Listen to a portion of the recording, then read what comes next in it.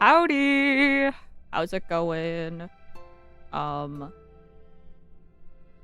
As I said in the notification, um, I don't know if there's gonna be a delay. If there is a delay, I apologize if there is. Like a really noticeable one. We're just gonna kinda have to live through it, I think. But, I'm just like in the back of my head, I'm just like, please no super big delay. No super big delay. Did I just start talking now? I started talking at like 6 minutes in. So I don't know. It's six-ish minutes. Wait. I was Delay's not back. Yo! Not bad. Okay. Oh. Yo! Yeah, I think it wasn't because looking down at my mod view, my lad started talking only a few seconds after I did, which is good because that's what it was before. It's just normal delay. Okay, good. Yes, I think that's what it was. And the same thing is when I was waiting for the ads to finish, and Voyager did her little violin. I noted that it's a few seconds behind, but like a few seconds is not gonna kill me. Few seconds is average. It's a normal delay. That's fine. The minute delay though was crazy last stream. But yeah, today it looks okay.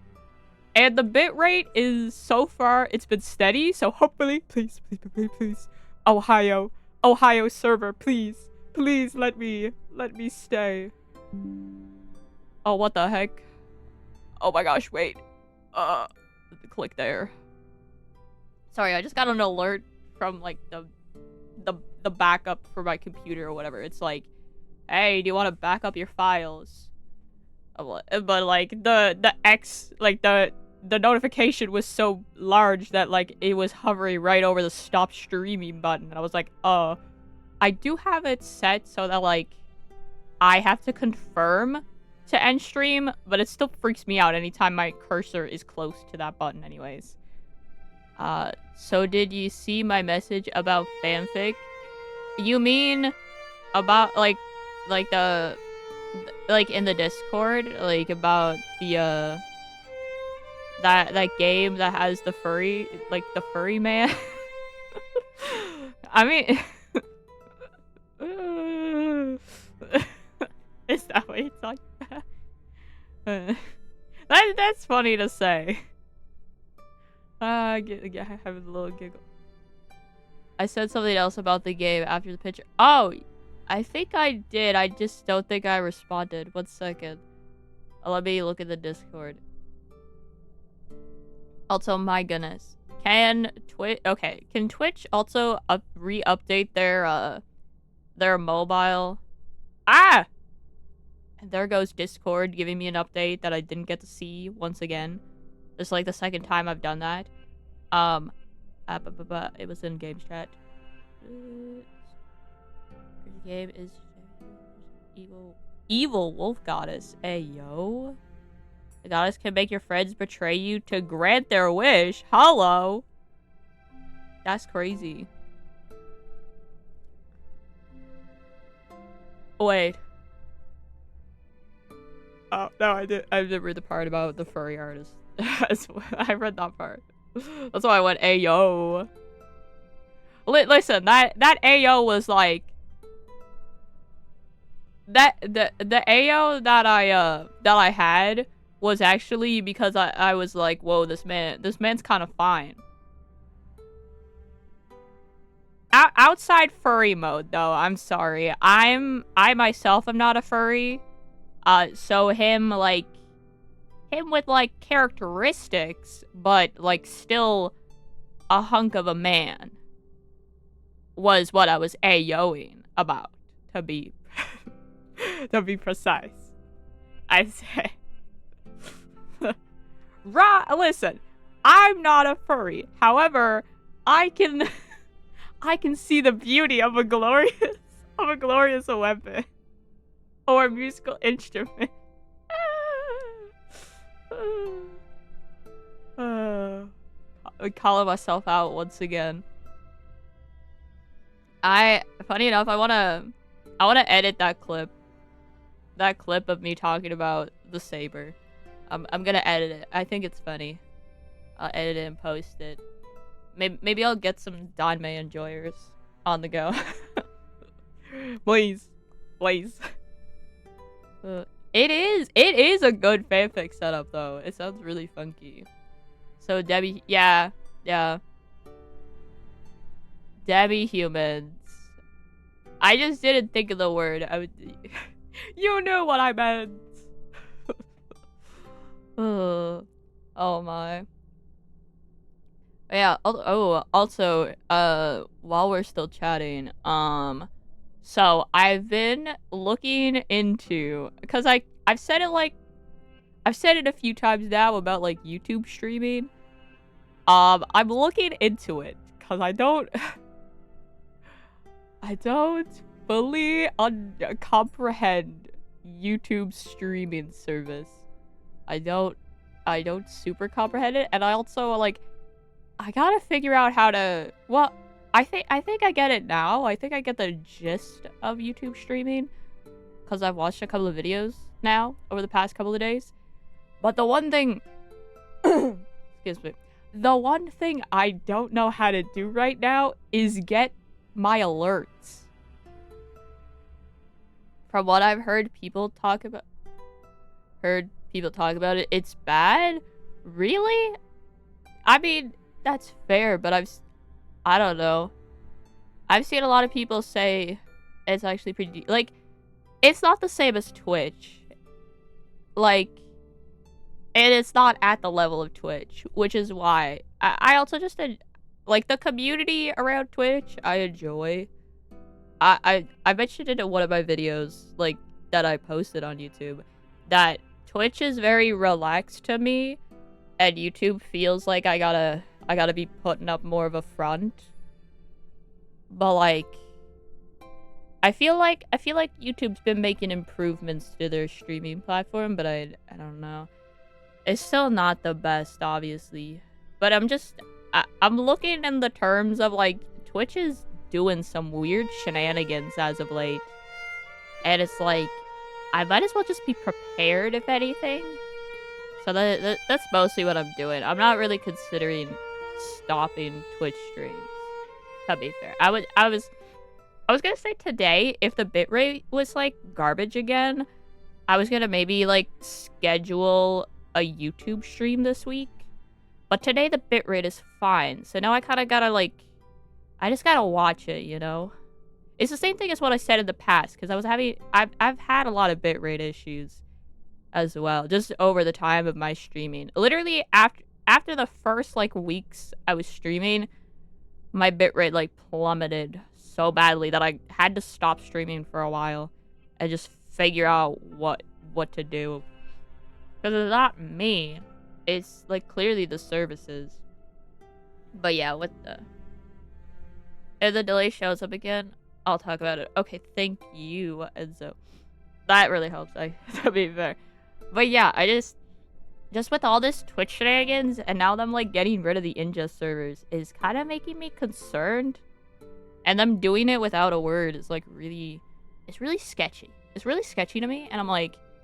I'd rather be prepared. I'd rather be prepared and just be like, hey, guys, in case this happens, like, in case I have to stop streaming on Twitch, I will still keep streaming. Because I really enjoy streaming. It's something that I really want to keep doing. So, like... I just want to have options. I want to have the options available so that, like, if something does happen, and, like, especially, like, if I can't even get, like, if I, like, one day I can't get stream started on Twitch, like, here, I'll just immediately, like, pull up on YouTube instead. And then y'all can, like, decide if you would join me over there. Because, I understand that, like, it's still not a good setup. I wouldn't blame you because I don't always, like, watch streams on YouTube. I've had a lot of issues watching streams on my phone on YouTube, actually. You would definitely join. Oh, thank you, Enzo. That means a lot. That means a lot. But yeah, like, I completely understand. It's a whole different ball game over there. And if your technology is a bit goofy, then it could not be a good experience. So. But all that to say, yes, I'm looking into it and trying to figure out everything. But yeah, the one thing I can't figure out right now is how to get my alerts set up. I don't know. The way that I have it set up through Twitch is literally, it actually is directly through Twitch. Like, previously I had it set up with, like, this site Stream Elements, I think. But I don't want to use Stream Elements anymore because they got some shady business things on the go, I think. Or just, like, shady politics or something. If I remember correctly. I don't fully remember. But yeah, I stopped using them. But it's, like, the only thing, like, every time I'm like, how do I get YouTube alerts? They're like, Stream Elements. I'm like, frick. Can I get them just directly through YouTube? Can YouTube, like, give me a link? Because that's what Twitch has at the moment. Like, Twitch has developed, like, in-house alerts, and you just, like, copy the link from Twitch's in-house servers, and then you can put it in your OBS. And that's how I have my alerts set up at this point now. So, it's great, because it comes directly from Twitch. But, YouTube's like, I don't know, I guess it's another one of, it's YouTube being a little bit behind kind of moment. But we'll just have to wait and see. I would hope that they would eventually just add it themselves, because it makes sense to have it yourself. Like, why? Why not? But anyways, very funky chat. Good to give you guys a little bit of an alert of my thoughts. What else am I at? Okay, that's fine. I'm just closing something. Don't worry about that audio thing. Ooh, I've been playing 2 games this week. SMTV Vengeance? I haven't heard of that one, but I've heard of Silent Hill F. That's the new Silent Hill game, right? I've seen it. It looks cool. I've never gotten into Silent Hill, but like, but the game, it looks cool. Shin Megami Tensei 5. 1 second. I'm sorry for the butchering of that name, by the way. I don't know if that's familiar or not. Maybe.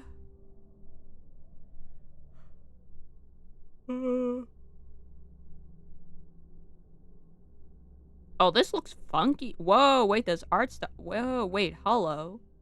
Wait. You know I know Persona, yes. Yes. I was gonna say, I was like, wait, hold up a second. Persona is a SMT. It's a spit. What the? I did not know that. Okay, that's why the art style looks so familiar. I was like, wait, hold up a second. This art style kind of looks familiar. And you're like, Persona. And I'm like, whoa, wait, I know that. At least started as, okay, I see. This looks funky though, yeah. Wow. I was gonna say I can't believe I haven't heard of it, but actually, I've only played Persona 5, and I haven't even finished playing Persona 5.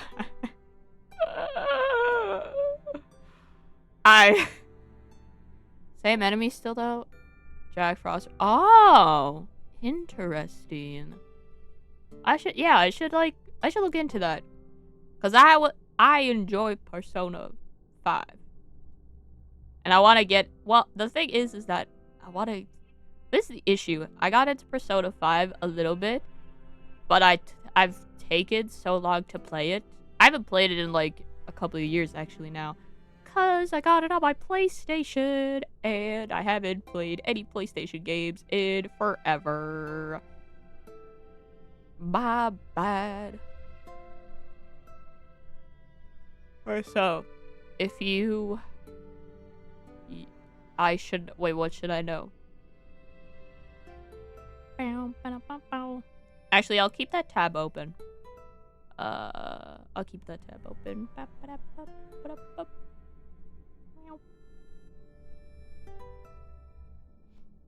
Let me open up. Wait!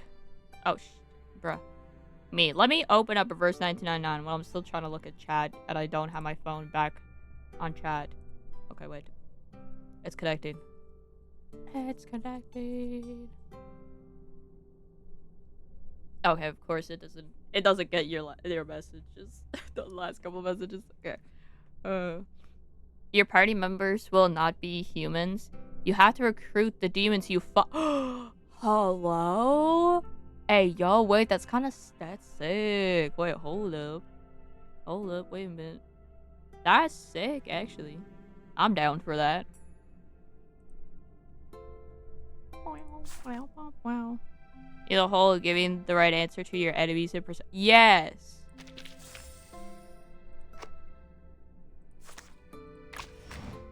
Wait, what? Why did I like...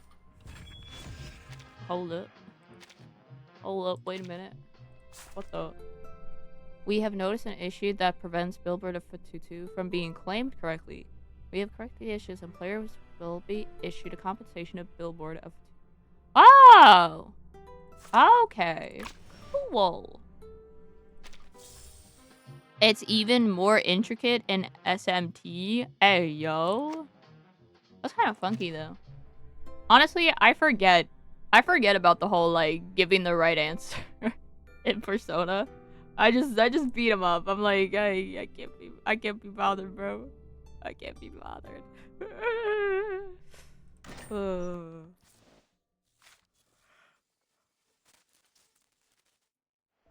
Although, again, as said, I haven't played it in a bit, so, like, that could also be why I can't be bothered.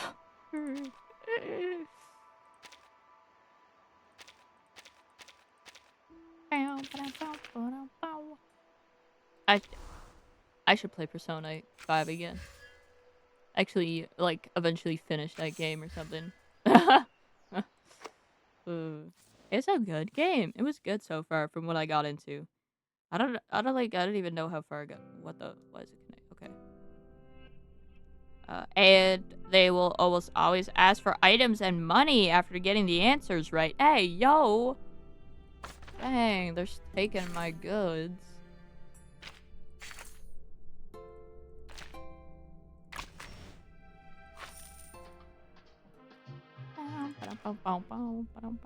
And then sometimes they'll just leave. So even if you get it right, they'll just be like, you know what? I'm dipping. I don't want to be around you, bro. That's crazy. Oh, wait. Wait. No! Wait. It's still not back? Wait. No, wait. Wait, hello? One day. Really? Dang it. Why is my reverse 1999 kind of going a little slow? I don't like that, bro. One second. Let me check my stuff. Oh my god. No, we're fine. Okay. If enemies get the first turn, they might ask for money to not attack you? What the? Oh? That's so funky. What the heck? If it's a new moon, you might not be able to talk to them. Oh my gosh. Dang. Oh, what the? Oh, wait. We're here. Yes. Oh. I need this. I need to be able to expand my island. Okay. I think that it's gonna be back. We're gonna have to, like, reread some stuff, maybe. I don't know if it saves your spot in the chapter. A mixture of arcanum and mathematics. The ship on the Mediterranean. Unbelievable. Our investigator actually met this group of arcanists who believed in numbers, and even left such a precious record down on paper. I mean, it's fine that we have to reread, though, because, like, honestly, I would prefer to reread now that I think about it, because, like, last time I was not focused. I was not focused because it was, like, 4 minutes delayed, so that's fine. Does it mean we are close to being helpful to Virgin? If it's close to or is a full moon, they might just skip the giving the right answers part. Whoa. This is... Hey, yo. Man, yeah, I definitely gotta check this out, bro. The chief assistant of the monitor assistant lets out a chief. Oh, yeah, that's right. Certainly. It's what we deserve for all the efforts today. But why did they leave such an important report in the reference room storing unnecessary information? Did they misput it here after the chaos of the storm? Putting her confusion aside, Matilda turns to the next page of the record. Instead of giving the right answer, you might have to pass a random stat check. Oh my goodness, man. Man, my stats are bad in Persona. I'm just thinking about that. Anyway, no, that's fine, Enzo. I love hearing y'all yap about stuff. I love the yapping.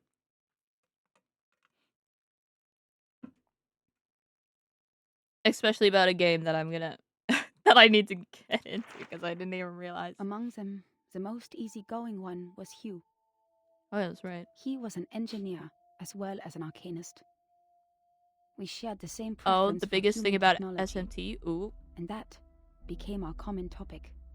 Hugh was in his 30s, red-haired, cheeks sunken, and deeply depressed due to some kind of eye disease. He was a decent man, with a prudent Press attitude, turn system. working at a desk most of the time. He reminded me of the imperial miniature painting artists in the Sultan's palace. Most of them ended up blind after toiling for their life. Oh yeah, I remember that she's like his severe depression. Like, He showed me the picture of his daughter. I don't have children, but I could feel his happiness as a father. But what is that, Enzo? Although I got along well with Hugh, he seemed quite out of place among that group, which was actually led by her. Oh yes, her. I don't know what words to use to describe her. She was like a meteor shower, a tempest, or an unreasonable catastrophe itself. Her existence was just like her name. It was simple, yet implied a lot. Ooh, bum bum bum. Please forgive me for my cowardice.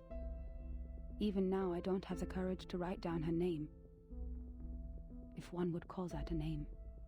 In fact, she was quite a kind, warm-hearted person. Among all the unregistered arcanists I've met, she was one of the nicest ones towards the Foundation. Hey, yo.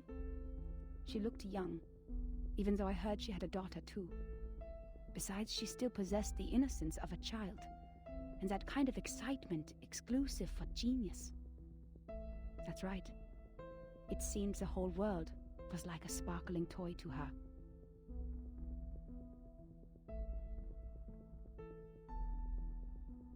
In your turn, you get one action for every party member. Hitting a critical hit or weakness uses 0.5 actions. If your attack is repelled, absorbed, or nullified, it uses 2 actions. Oh! Hey, yo. Oh, that's interesting. Huh. Our communication was heart-stirring at the beginning. Both of us were eager to find out what was happening.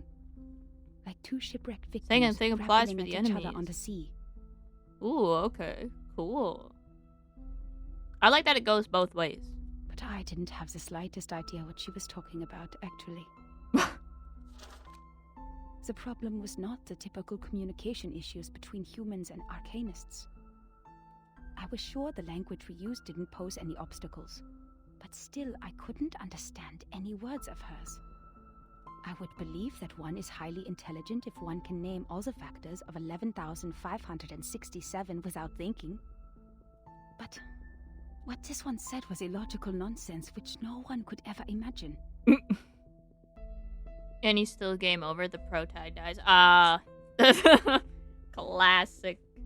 Classic moment for real. She claimed that there is a world of numbers, above all else, where the non-physical essences of all things exist in the form of timeless, absolute, unchangeable ideas, and that the physical world where the time flows is nothing but an appendage, which has never been real or true. Hey, I remember that exact line. It was when I gave you the quiz. Yo! Oh my gosh. That silly quiz. Man, the fact that I did that quiz during when we had the delay. Man. When we all found out what I am in the Omegaverse. Well, like, the descriptor surprised me, but like what I am did not. I was like, yeah, that's accurate. It all makes sense. It all adds up. And that's why the chaos in this world is not worth any attention, and we should focus on what happened to the supreme existence. What an utter disaster combining modern maths with ancient superstition. Oh. I saw another hubristic arcanist pretending to be the prophet by reliving Platonism. What? I don't even bother to mention the balderdash on soul numbers. Even the New Age movement could use some of her absurdity. But that was not yet the end. She even claimed to be aware of the exact year when the next reverse would happen. Oh. But when I asked her about it seriously, she said, "My apologies. I've made an oath. I shall and only shall reveal the demonstration to people who have their own soul numbers." Hey, yo! Wait, hold up. Wait! Oh! That makes sense. I'm not sure whether she was making fun of me or being serious, but I had this feeling that she was eager to tell me how she was granted the secret through a moment of afflatus. It seemed she just saw through the laws behind all things instead of finding them through logical deduction. Can't you see it? It is right in front of you. After I expressed my inability to comprehend her words 30 times, 30 I times? gave up and my proffered gosh. regrets.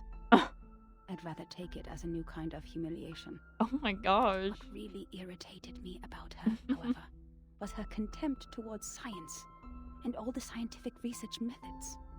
Oh?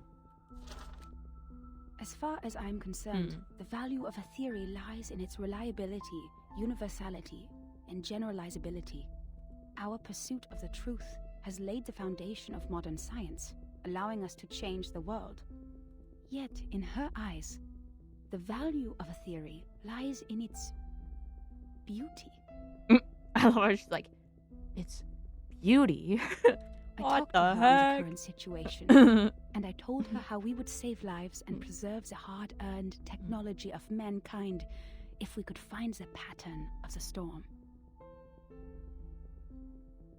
It was of course not an easy thing to do, and would take enormous manpower, so I asked her sincerely to join the foundation. 1 second. Bow, ba-da, bow, bow. Okay. Sorry, I had to like Yet again she responded with contempt. refresh my bod view. She believed on my they phone. would only become another military squad of the Foundations. Oh, ayo.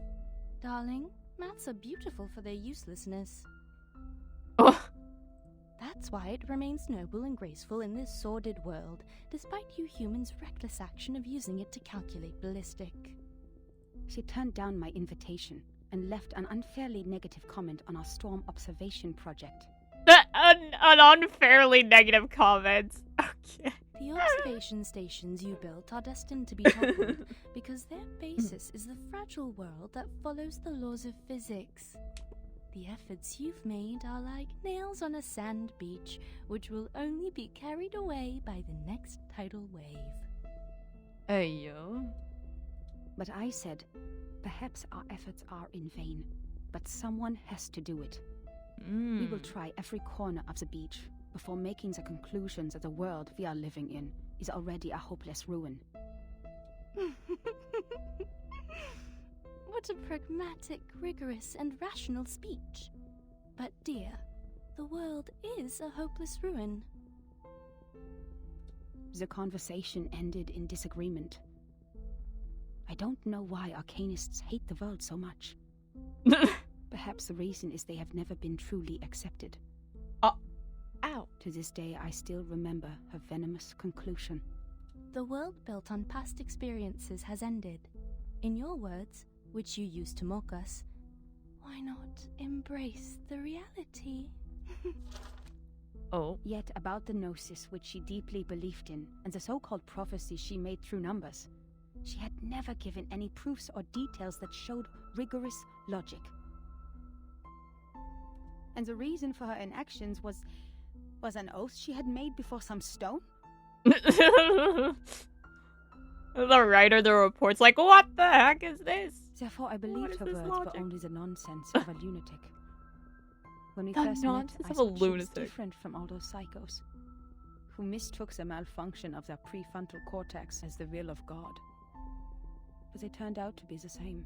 Oh my gosh. In the name of human sense, I swore Damn. everything she said was absurd and ridiculous to me. Until...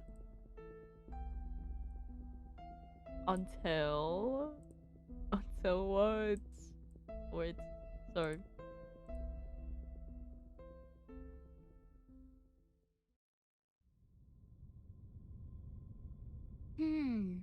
Madame Z said the arcanists on that island are all named after numbers because they have a strong belief that numbers are the essence of their souls. The investigator wouldn't write down her name. Is it because of the conflict between their beliefs? Matilda turns to the next page eagerly, as if checking a novel brought in class by some undisciplined student. Hello? But the reality welcomes her with an empty page. Ooh. Huh? That's all?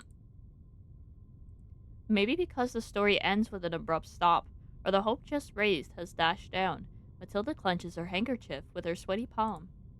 Submitting such an unfinished report would only cause problems for the reviewers and evaluators. But this investigator didn't even write down their name. Don't worry, Miss Burnish. I'm familiar with this situation. Every time after the brave Typhon defeats Jupiter, he returns to the Auto Island. Oh, it was. But each time we twist the ear of Mr. Glassbox, Typhon will show up again and again. Ms. Moisson told me the ear is the key to bringing back our hope. Wait, don't tell me you are talking about the shows on the mechanical television? Ignoring the monitor assistant's confusion, the enthusiastic young lady starts looking around for the ear that carries all her hope. Stop, Miss Sotheby. Please, take a seat on the cushion and listen to me carefully. This is a detailed report written by a formal investigator of the Foundations, not some TV show full of cliffhangers. That means we will definitely find the rest somewhere. Oh, I see. Must be a cocoa treant who took away the other part of the book. Oh my goodness. Usually, they will be attracted by Luna Fixer, and by following their traces, we'll find their lairs in the stable. You mean someone took it away? That's highly possible. Data loss is not allowed in the Foundation, especially under the Monitor Assistant's management. We must prepare Luna Fixer. Don't forget their favorite jigging magical beans. I don't have those materials with me right now, but I can write to them. It only takes a month. The disconcerting conversation is clearly too much for this rigorous monitor assistant. Nuh-uh, we don't need that.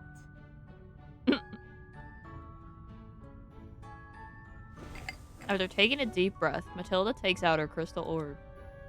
An ambitious smile spreads over her face. You've perfectly accomplished the task from me when you found this valuable report. Well done, Assistant Sotheby. Now it's time for the great Matilda to show a little bit of her greatness. Yo, let's go! Matilda. Matilda cook! Divination in the day.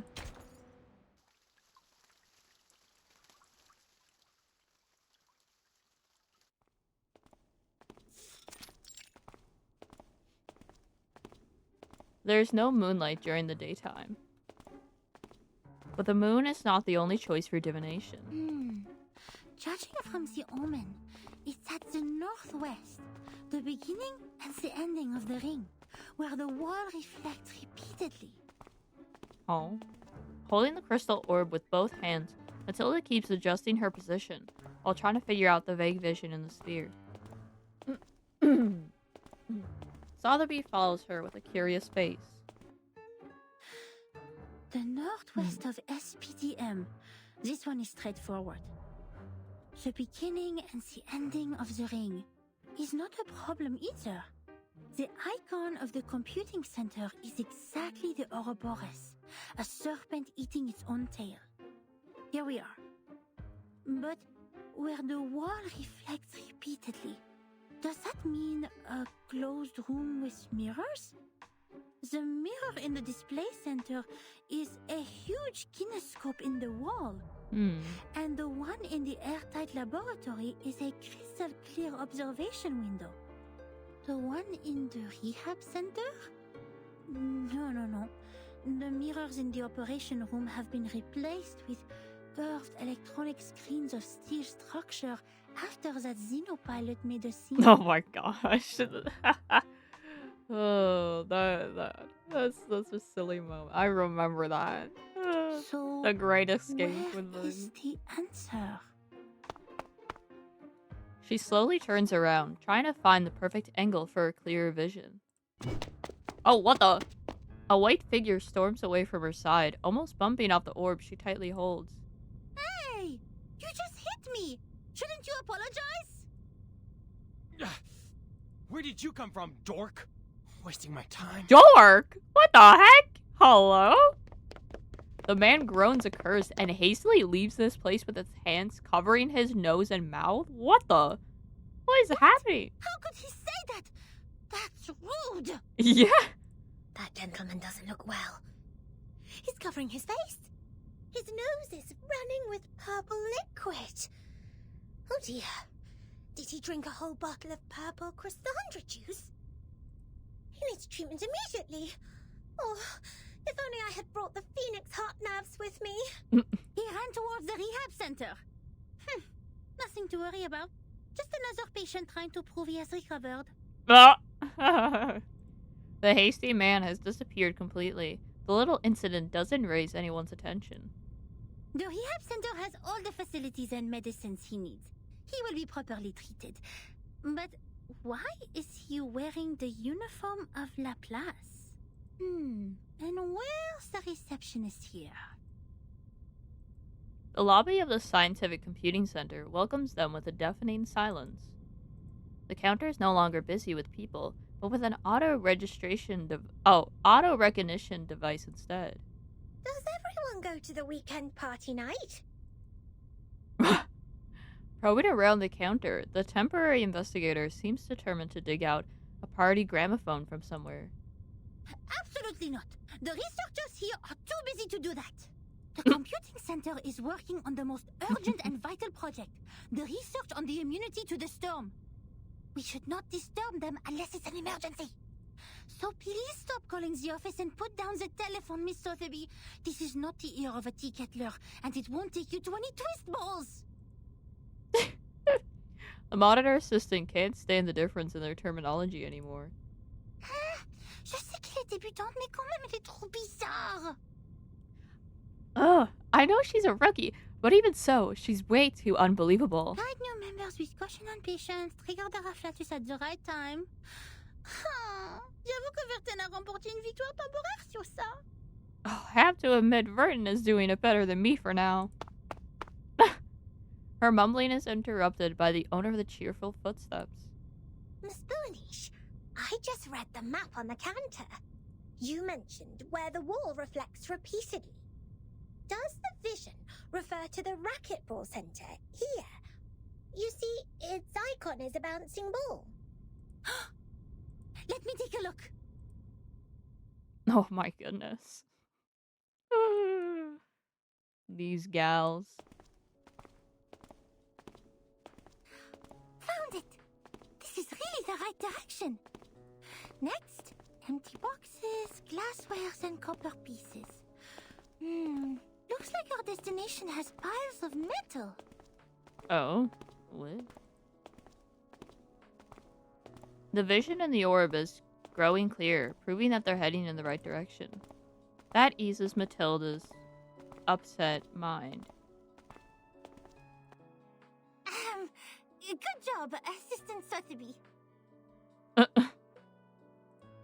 have to say, I might have gone a bit too hard on you. You are more capable than I thought. Thanks to your prompt reminder, we have saved quite some time.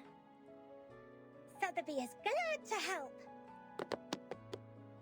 The young lady gladly hops along the way, while she doesn't give up peering at Matilda's crystal orb.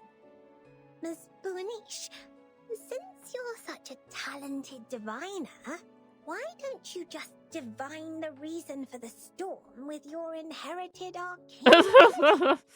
Yeah, let me just divine the storm. Sure. According to Ms. Moisson, the reason still remains a mystery. If the crystal orb can reveal its truth, everything will be much easier for Vertin and her team. Divine the reason for the storm? The brave assumption astonishes this great diviner. She almost drops the orb. That's impossible for sure. It's a typical mistake of laymen to believe one can see everything through divination. You are an expert on potions and arcane creatures, but you have little knowledge on other subjects. Haven't you received any systematic education on Arcanum? Oh my gosh, hello? Education in Arcanum? I'm of course well educated in Arcanum, with Ms. Moisson as my tutor, and my arcane friends such as Typhon from the Auto Island, Jupiter, and... Alright, enough!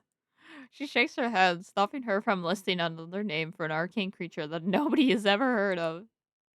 I have understood the fact that the education you have received is not systematical, or say incomplete, imperfect, inelegant. But don't worry, because you are talking to the kind-hearted Matilda. She will spend her valuable time to make it up for you. The great monitor assistant clears her throat and starts recalling what she learned when she was 12. In fact, the system of arcanum knowledge is not completely separated from that of human science. For example, the modern pharmacy and chemistry actually originated from the experiments of potions and alchemy in the ancient times. Oh, what? Wait, hold up. Hold up. Wait a minute.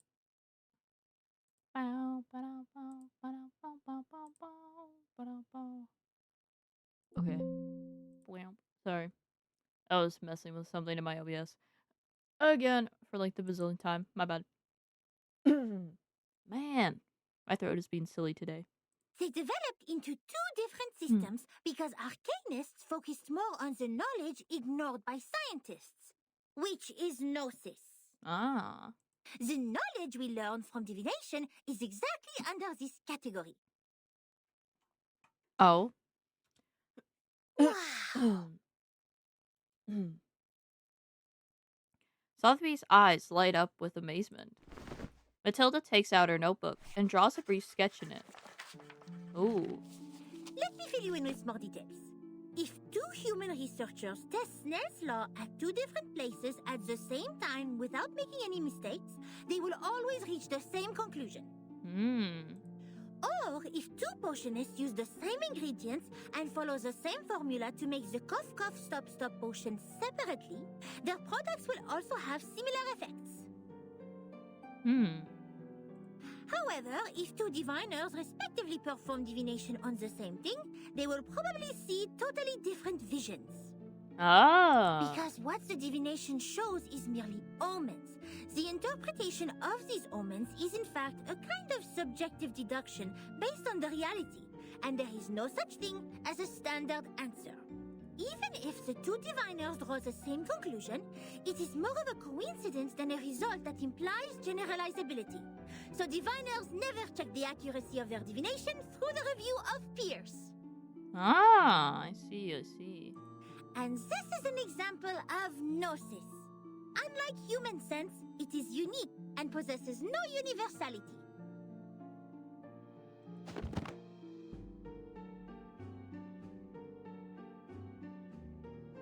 She puts it away and wiggles her index finger. In other words, even if someone finds out a reason for the storm through divination, they can't have other diviners verify it, because 100 different diviners will give out 100 different conclusions. The scene will be even busier than a concert at Musikverein. Oh my gosh. Hello.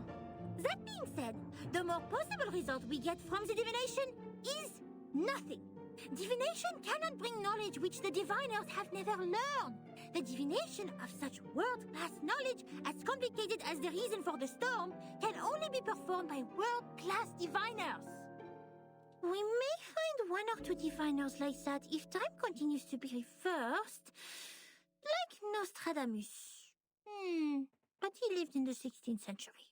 Oh my goodness. Bro, we gotta go back to the 16th century. Oh no. Besides, even Nostradamus is not always right.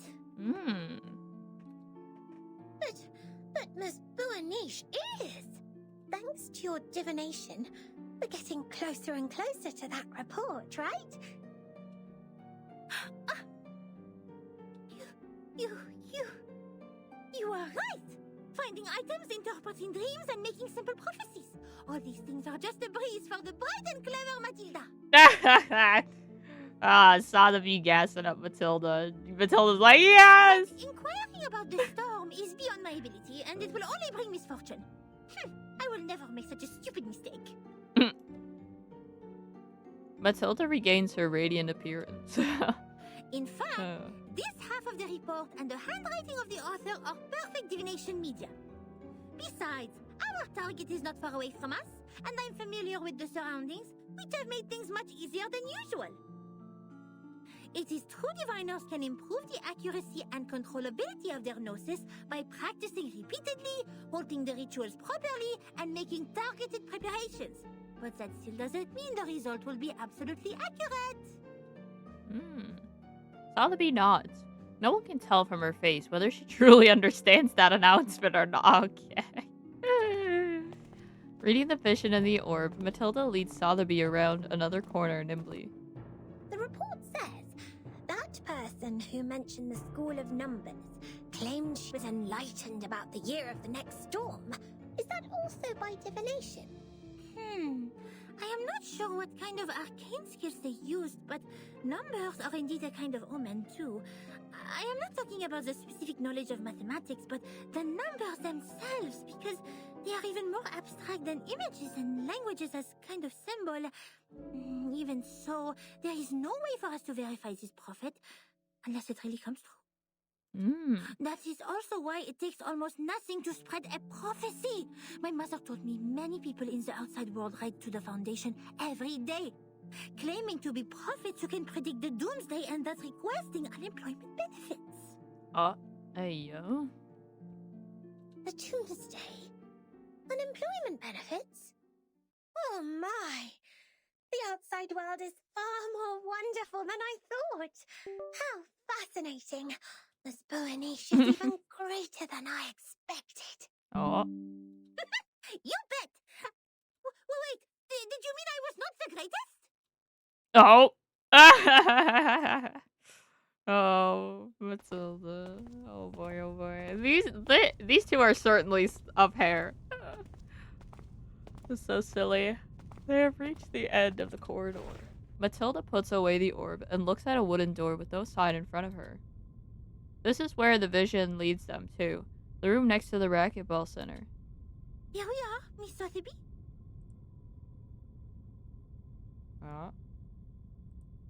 Now, this is the moment to verify the result of my divination. Ooh. Squeak. She opens the door with a slight push.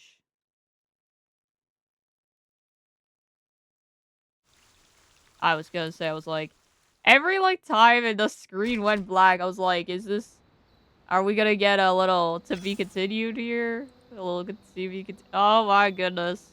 If you look at the ground after the rain, you can often see a wet, not this lady. trail, like this one. At the end of the trail, there may be a snail slowly crawling forward. What? Yes, forward. The snail marks the direction for us. But what if we don't see any snails at either end?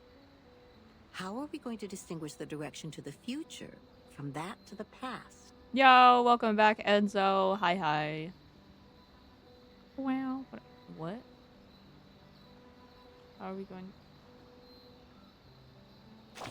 We need a criterion. Criterion? Well, Orange said, juice. darling. Ooh, tasty. To figure something out, you always need to make deductions based on facts and logical reasoning. What you see is not necessarily true, but what is logical is, because we haven't witnessed or experienced anything illogical so far. If something like that actually happens, it must be because we are too ignorant to understand. Oh, I gotta it for sneeze. the 1 moment. second.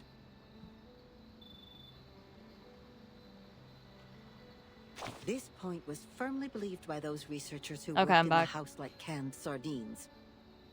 OJ, best juice. True. Orange juice is my favorite juice. Oh, recently I've had peach juice, and peach juice is pretty good. Shout out to my bestie. It remained true. That's for where them I'm until getting the this first peach drop juice supply. of rain rose. And by supplies, I mean The sardines 1 glass. suddenly found Well, that 2 the glasses knowledge at they this point now. possessed couldn't support the point anymore. The can was opened, revealing a completely different thinking pattern to them. Oh. Whatever they used to mend the can, there was still a crevice left between the inside and the outside, and it could be ripped Your open bestie's again peach at juice. any time. No! Oh my goodness. They turned my bestie into peach juice. Oh, how unfortunate. That would be funny.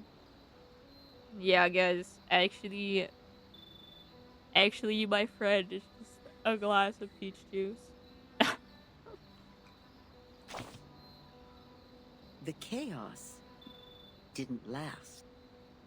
If it really was the rain that swept away the snail and messed up time, then we should look at the silver lining.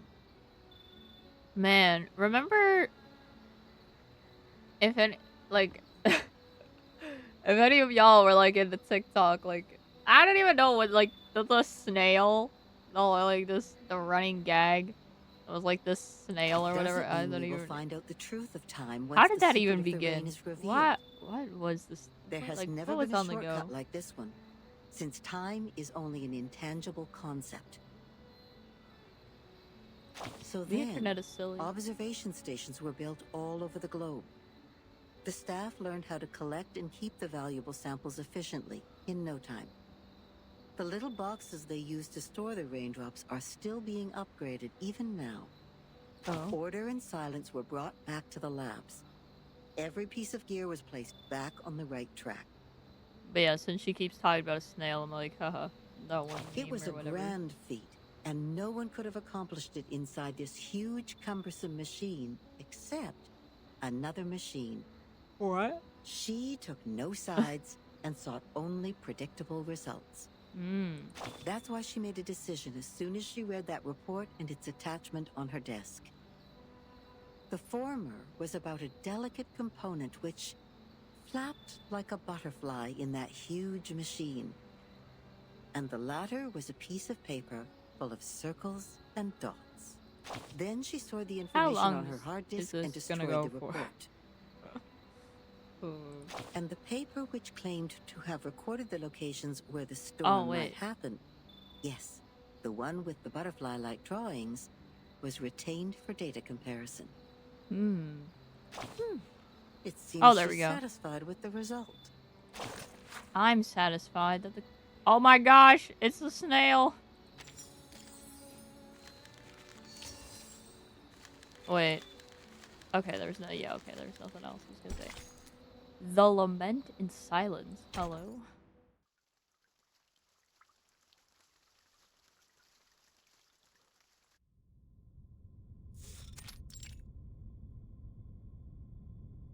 The light is dim here. Archive cabinet. Oh yeah, that's right. We just like walked into this room near the racquetball center or whatever. Archive cabinets and unorganized files are everywhere, punctuated by strange devices in Laplace style. It seems like an abandoned utility room. Where are we? Lost and found at the racquetball center? She waves away the dust and struggles her way along the toppling cabinets. The orb showed copper pieces. We need to find something that seems to be locked, but is actually not. Found it! Nothing can stop the genius, Matilda. She finds what she's looking for in a rusty drawer. Obviously, the report has been here for a very long time. Low priority. Ooh. Its corners curl because of the damp air. Luckily, the writing is still recognizable. Ooh. The trip to Egypt didn't go smoothly. The ship was hit by a common storm at sea. We were lost in the fog after that, completely off course. Then something emerged from the water. What? Since the first storm, the Foundation has received frequent sightings of arcane creatures which should have been extinct in history. I had no idea what I was shooting at, even after I emptied the clip. Oh? And I didn't know what to do, so the arcanists brought us back on course. She named the precise longitude and latitude of our location, even without using the sextant in the spare cabin. I wonder how she did that.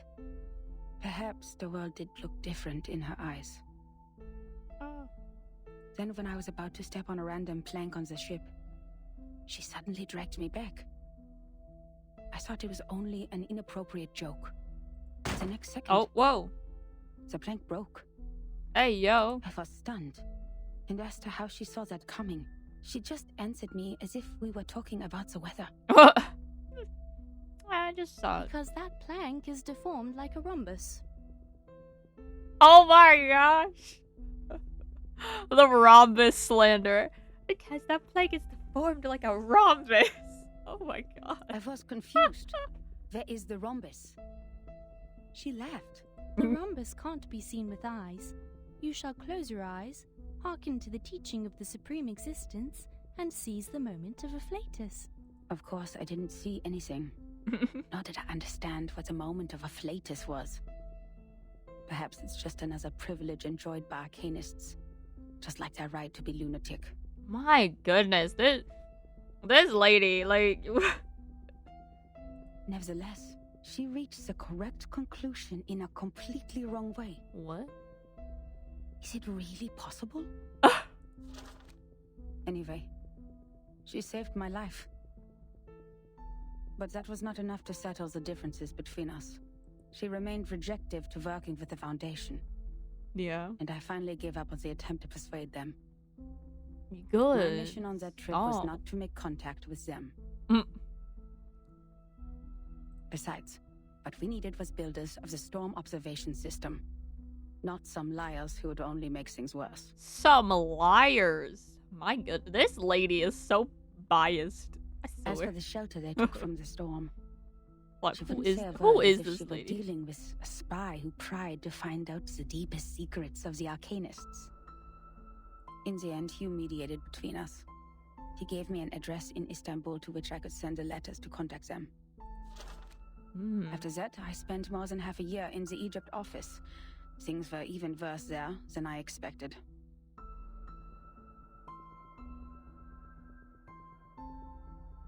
Oh, Hugh. Wait. So okay. Sorry, it took a while for me to click in my head that Hugh is Sophia's dad. It clicked in my head, like, to recognize that her is 37's mom. Like, I could figure that out. Like, it took me, well, it took me a little long. It took me till today to figure that out. When we started hearing the words, I suddenly realized that this boat was in fact like the boat that went from obviously the Numbers Island place thing that I forget the name of. And then I realized that her was 37's mom, but I was like, Hugh, who is Hugh? Like, who is Hugh? And then it just clicked. I was like, wait, red hair, Sophia, obviously. Your voice a Some have little gone slow. missing after the storm. The people who were supposed Clearly. to be in the Egypt office, according to the member list stored in the headquarters in 1985, were not there when I arrived. The Oh, situation could be caused by the limitations of the transmission of paper-based materials, or because the computer was not yet popularized to every corner of the globe at the time. One minor mistake of a copyist could develop into a huge difference. Besides that, the chaos inside Laplace was an even worse issue. oop. I learned that someone published the paper Samplings of Global and Regional Chaotic Energy Route Changes in the name of Butterfly of Lorentz. Apparently, they secretly used our sampling sites, yet their research direction what? and conclusion were radically different from Laplace's. Hey, yo. The researchers equally divided into two schools. One sticking to the human technology they have focused on, and one changing their direction to Arcanum. Oh. At the time, it was still too early to decide which direction was right, without sufficient experimental data. But many already believed that if time continued to be reversed, human technology would only keep falling into decline, while Arcanum, which relies on personal ability, would rise again. It's true that Gnosis cannot be copied, verified by an independent third party, or comprehended through reasoning. Its nature decides that it cannot lay the foundation of science or be popularized to every ordinary person. It takes solid marble to build a castle, not slippery sand. Even so, what harm will it do to rely on Arcanum when the underlying logic of all things has become unreasonable? Before the disagreement was settled, the storm in 1987 was predicted. We were ordered to return to the headquarters 24 hours before its arrival. But the prediction was not accomplished by Laplace. A captive from Manus Vindictae names the precise date of that storm. A captive from Manus Vindictae? Our enemies, those lunatic xenophobes, valuing only pure blood, made it further than we did. Hey, Yes, yo. we built observation stations, We made countless deductions. We developed multiple simulation models. We made efforts. We sacrificed life. We did whatever we could. I'm in a war? You're in a war, Enzo? Wait, what? Yet the result was that we didn't find any other regions immune to the storm, except the headquarters and another one in North America.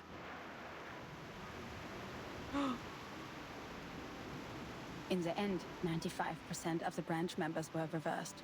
87.9% of the equipment was destroyed, and 100% of our predictions failed. In conclusion, our endeavor brought no achievements. As for the captive from Manus Vindicte, the delirium patient who claims that oracles flowed under his parietal bone, when we asked him how he learns the precise date of the storm, he burst into laughter. Can't you hear it? Has God left you behind when he spread his grace? Then What? he smashed his own Whoa! skull with a handcuff. Yes. What There was the? no doubt. He was an incurable lunatic. Oh my gosh. But his insane nonsense was exactly the reason we survived the storm again. No matter how unreasonable or illogical it was, or how much a lie it sounded like. How are there so... Oh, not insight. Hey, yo. I already used so much insight this... Oh, no. Rest in peace, Enzo. Oh. Thankfully here it's... Well, not so thankfully for me, but like thankfully in the sense that I don't have to deal with as many insects anymore. But it's like, it's getting colder here, so... Although I did literally like have to deal with like a...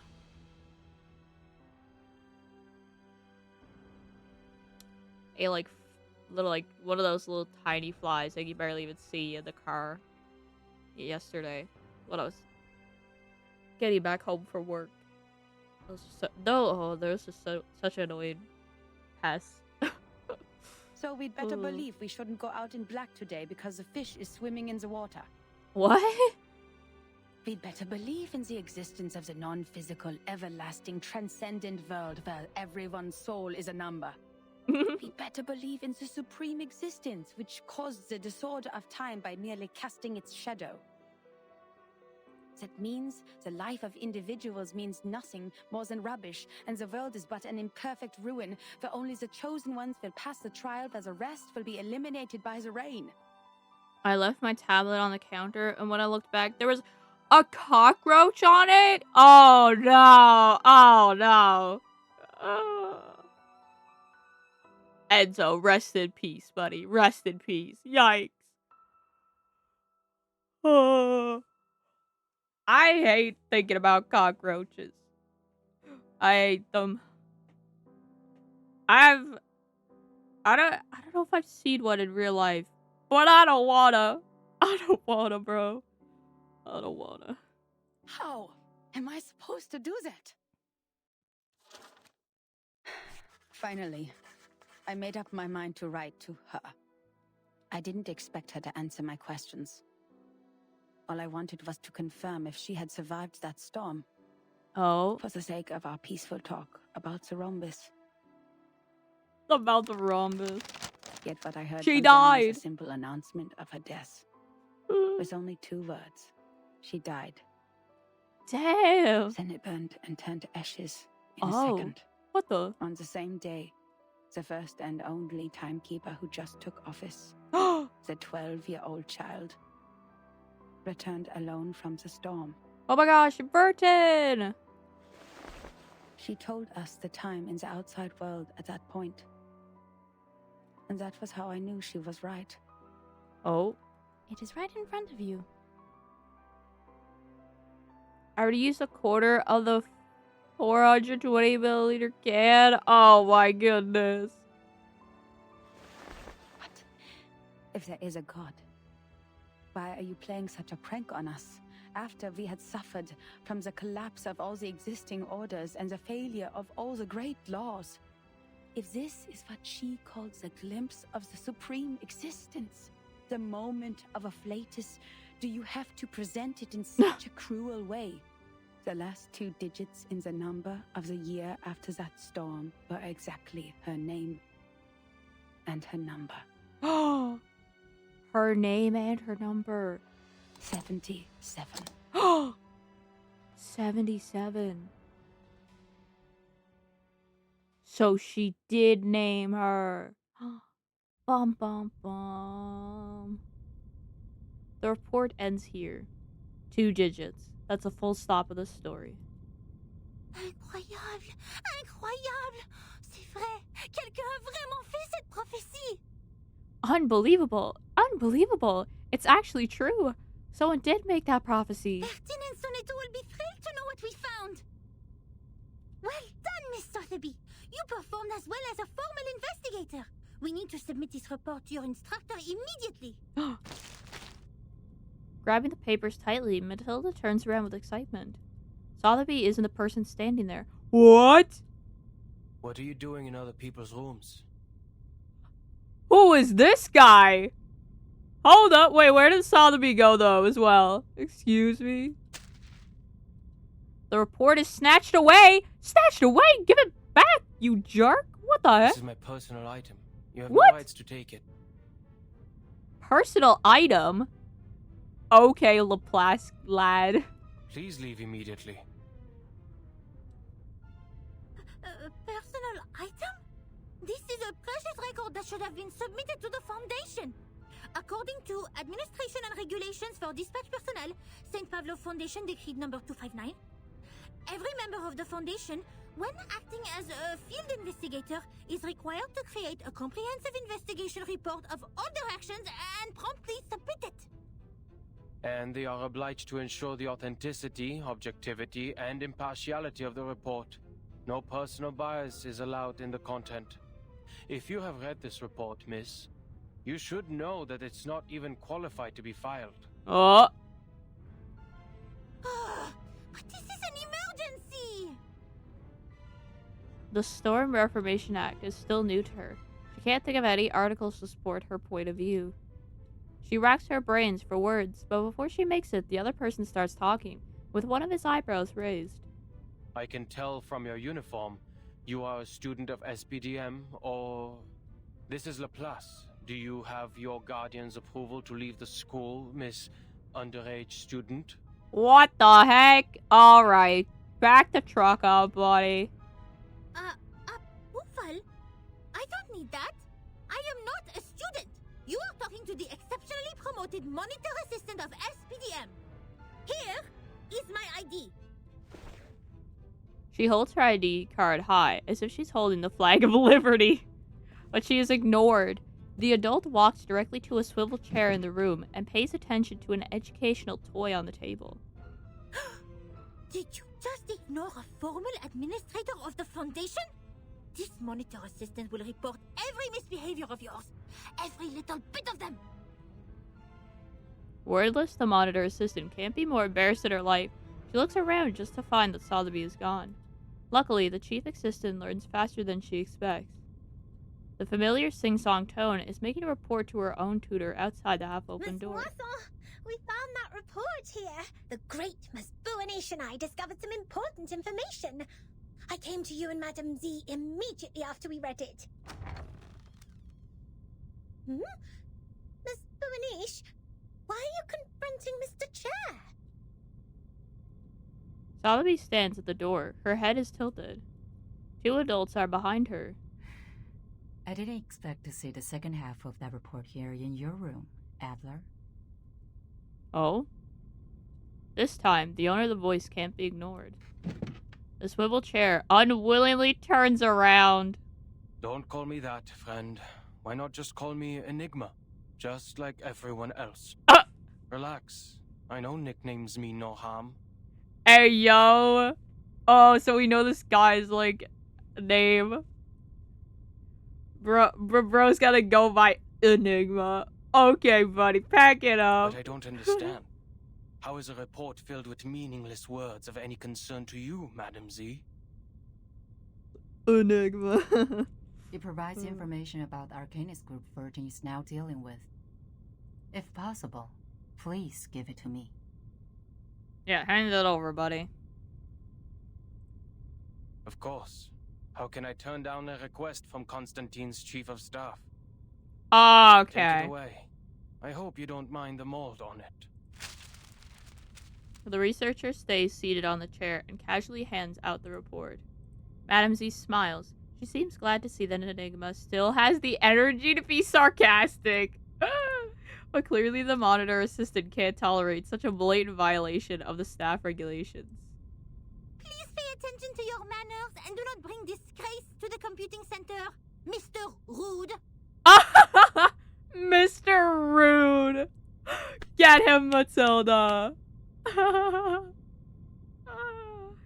Miss Muscle taps her on the shoulder and quickly looks in the direction of the door. Ms. Buanish? Ms. Sotheby? You've done a great job. I'm sure what you have found would be of great help to Timekeeper. And I will report your active performance in this mission to SPDM as soon as possible, Miss Buanish. We need to further analyze the files you found. The first on the scene could provide more detailed information. Let's get out of here.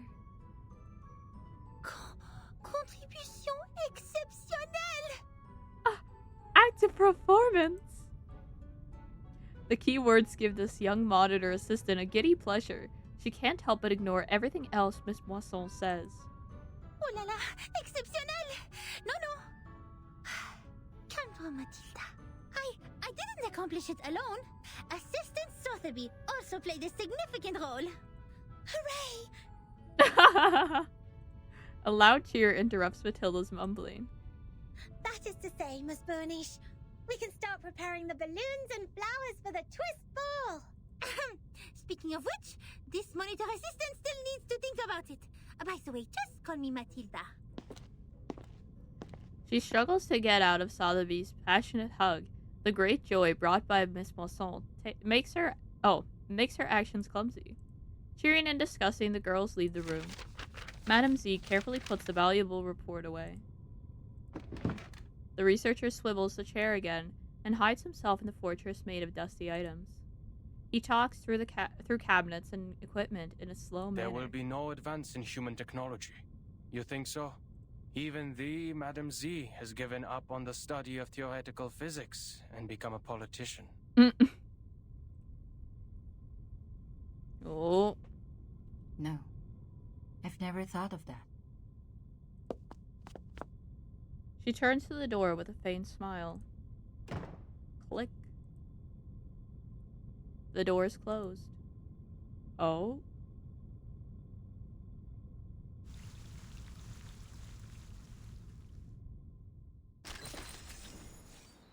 New direction.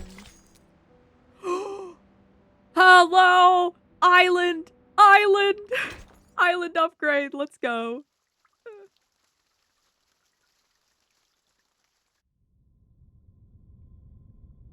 The dramas have ended. All is profoundly hushed in this cold and dark room. The researcher sighs and starts settling the messy papers and dusty tools on the table. Why is it mistaken for a utility room? Is it because of the mess? Metallic footsteps come from outside the door. I am astonished by the fact that you are interacting with others. Oh! Oh, it's this lady. Ooh. Another trespasser. They broke in. They broke. The robot in charge of the Laplace Scientific Computing Center shrugs and refuses to make any comments. She has already heard all the information she needs in the corridor. If it was a complaint that you were making, you know it is within your rights to submit an interdepartmental complaint within 7 days after the incident. Don't bother. That file means nothing to me. Mm. I didn't file it because it is a report against the rules. Why bother to submit such a log full of personal feelings and emotional behaviors to our great, rigorous foundation? Is that so? I am gratified to find that you still have some sense. I too am gratified that you still have no idea that I was being sarcastic. Oh, that was sarcasm. Never mind. What do you want from me, Madam Lucy. Madam Lucy. He asks as he bends down and organizes the papers scattered all over the place. This is the best effort he cares to make to receive a guest. You went all the way to this dusty, rundown place so hurriedly that you even forgot to put on that pathetic mask. This is not because of some old files, I assume. The faceless robot inclines its head in agreement. Certainly. What? I hope you can be the cryptographer of the Manus Vindicte's ritual. You are still the best. You are asking me, a human, to decode the ritual of a pureblood arcanist group? Oh? I don't see how I'll be helpful to this project. You cannot evaluate your own level of being of value, Adler. Meh. The researcher keeps unfolding more dusty folders, without raising his eyes from the table. Well, you evaluate our value. Test us in experiments you set. Prove the hypotheses by exhaustion. Make mistakes and start all over again. You repeat the process like a roaring locomotive that pulls the research center out of this chaotic disaster. You question not what is ahead of you, nor whether the path you've taken will be regular or easy. The only idea you planted into your little brain is to move forward, to improve. Thank you for your compliment. Credit goes to everyone. That was not even a... Miss me a girl. Never mind. Yes, you agree. A life without creativity is not worth living. And that's the life that I wake up to every day. I'm no longer the person you thought you came here for. What the hello? I'll never be able to combine human technology and Arcanum. And I'll never comprehend even the slightest part of it. I am useless to you.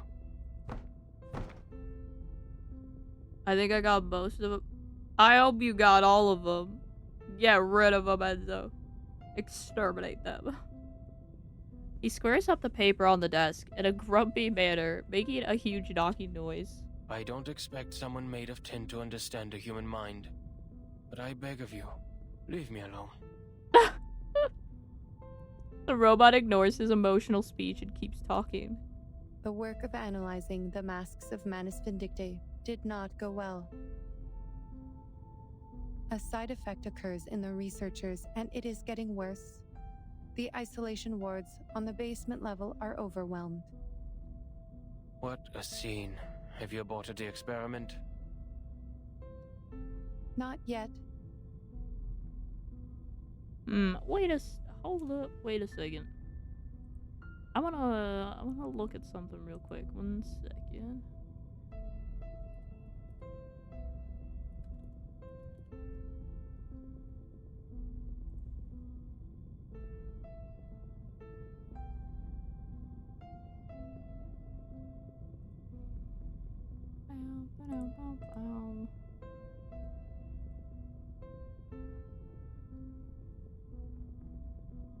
Ow!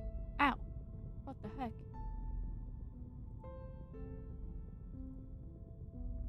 Okay. Well, there we go. We have conducted the Arcanum imaging experiment on the Wait, masks. I didn't mute the and audio, found did a I? No, I component didn't. which Okay. also exists in the raindrops of the storm. It doesn't even make sense. The sink is completely clean. There are like 30 insects flying around. Oh my goodness. You gotta do that one, like, that one TikTok, like, I saw this TikTok where someone was, like, pouring hot water down their sink or whatever. With the audio that's like, I said your baby's gonna burn. You gotta do that. You gotta, like, pour, like, boiling hot water down your sink. Down your drain. I mean. But knowing what it is composed of does not help explain how it works. What we're looking for is the original ritual that the Manus cast on them. Oh. Wait, I got Steve's You're again. trying to figure out one's career planning from one's physical examination report. I wonder why it is not working. I'm back. Oh? Even if somehow you manage to find the original ritual, You still need a proper environment to test it, which is the outside world with a coming storm. Oh, blah, blah, blah. The researcher turns to her. Wisdom and sarcasm glow in his eyes. That's why we can't tell if we're getting results. Even if we had the right ritual, proper permission from the Foundation to travel, and strong-minded volunteer subjects, experiments performed in the Ivory Tower won't succeed because... An experiment about the storm can only be done in a storm. Glad to see your brain is not rusty yet. It only took you 3 sentences to draw the conclusion which took the seminar a week to reach. That proves you are capable of the project. She got him. She got him. The robot in charge puts a document on the table. Yes, passing a The history message. maintenance team has forecast different critical points of this storm. Foundation investigators are on their way. Oh, wait. I recognize this. I recognize this gal.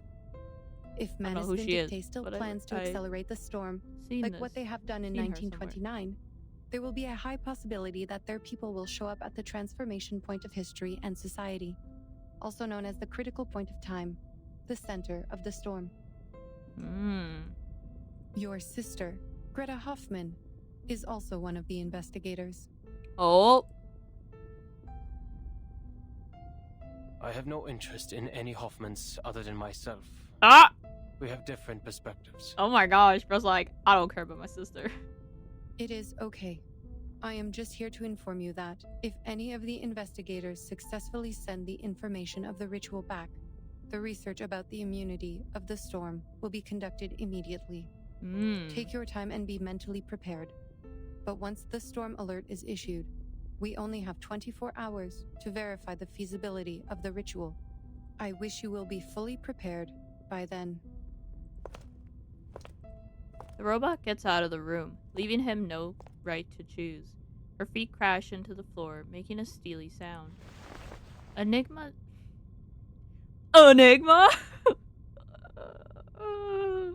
All I can think about is Selbit. I can only think of Selbit when I see the word enigma. Enigma? Bro, I was literally just about to say Selbit instead of enigma again. Dude. Enigma's eyes flicker toward the document. The face at the top is familiar to him. He pulls out the drawer and takes out a scrap of paper. This is the last code he didn't give anyone. One thing is for sure now. The age of humans has come to an end. Oh. Bum bum bum. The end. We finished. We finished the middle chapter. Yes! Island. Wait. Island upgrade. Island upgrade. I'll go to that in a second. But first, I need to upgrade my island. Forte. My wilderness. Selbit? No way! Yeah! Selbit. What a funky lad. In this case... Wait. Can I? Can I? Yes! Yes, yes, yes, yes! Go, go, go! Yes. 2. I need these things.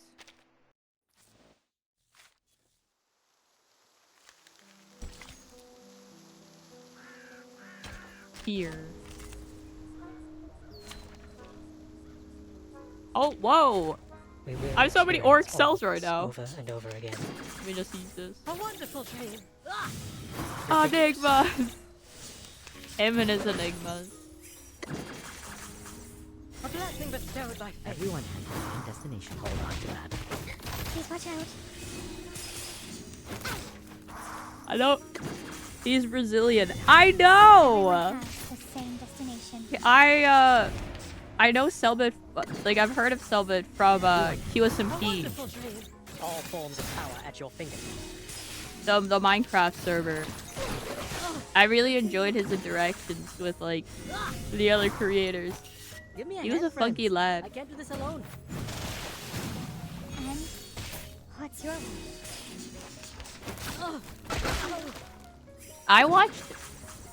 I think I watched a little bit of his content, but I more so watched, I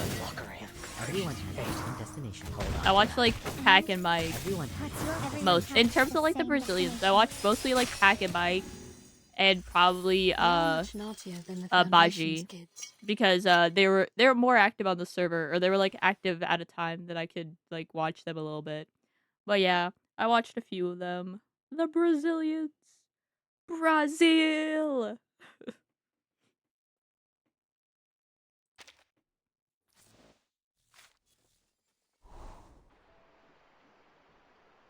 I miss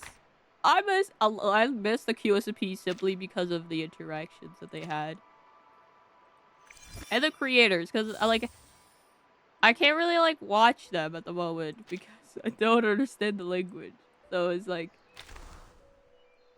I've like popped into their streams like a few times when I've seen them live, but it's not the same. Forte. Oh, but wait. Oh wait. Dude, I crafted those and then I didn't do anything. You should watch his DNBHL playlist. It's subtitled in English. Yo!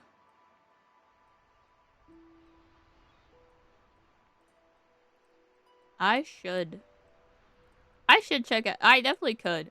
I actually, funny enough, I was Ezra do not believe his lies, but ooh. Oh, okay. I will definitely put that in mind. Yes. But I was actually trying to watch Ordem Paranormal like for a little bit cuz I want to get into that, but I just got of dipped from it for a bit. But I should get back to that as well. I was like trying to watch from like the very beginning. It's Enigma stuff. Yo! Let's go.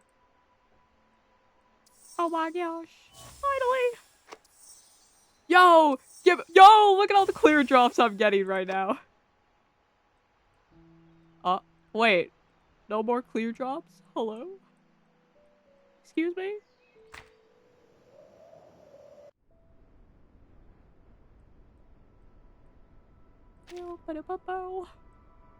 Street of Pay. Oh, yes. Wait, only 10? Wait. Oh, this is the Assassin's Creed crossover stuff. Assassin's Creed crossover. Okay, wait. Seriously, dude, it's amazing. I will definitely. I'm clicking it in my head. Wait. Oh my god. Oh yeah, I have so many like islands. I forgot about this. Sword and oh, this is all like the birthday islands.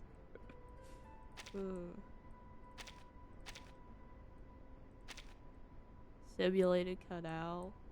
Part 2 and Part 1. Reed Mountains. Ancient Avenue. Chusan Palms. Dude. I have so many islands! What should I put down? Maybe I'll put down this one for now. I'll put them like over here.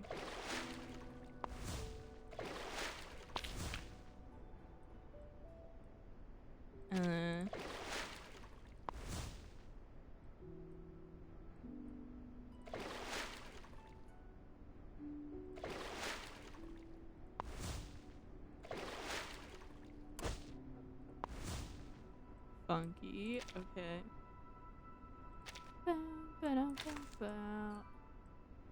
Oh wait, not this one. Square of Stealth. Oh yeah, well wait. Actually, you know what? Maybe I will put them. Wait.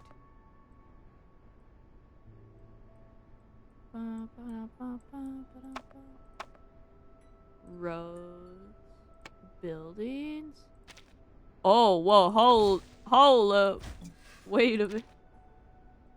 Oh. Oh, whoa, wait.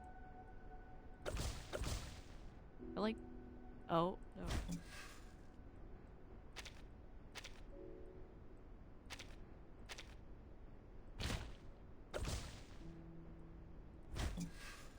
Oh my god. Dude, I got all kinds of stuff, man. Peach garden.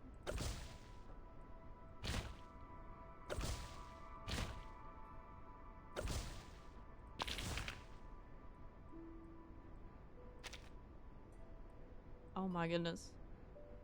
Those are for birthdays. Yeah. I think this is the one you got from the mail. Yeah! I should, like... I could probably put those down. Where they go. Birthday. Do I have more of these? Wait, hold up a second.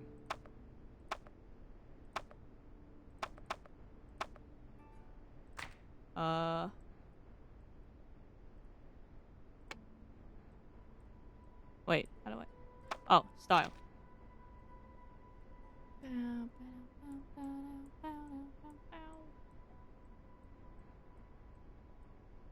Here. Dude.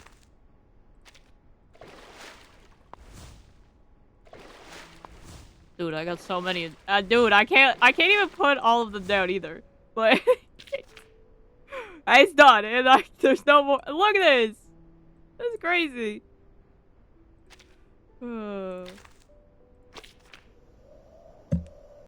Me and my crazy amount of islands that I have to put in the wilderness.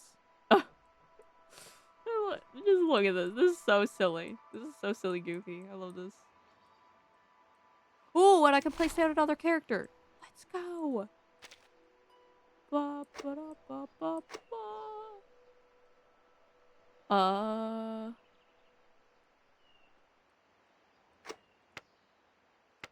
Do I get something special for putting Fatutu here because it's her birthday? I don't think so. In my head, I do, though. You know? Figure.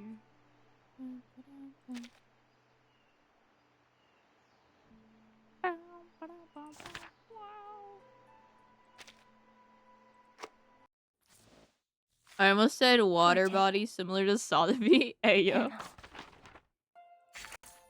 Oh my goodness.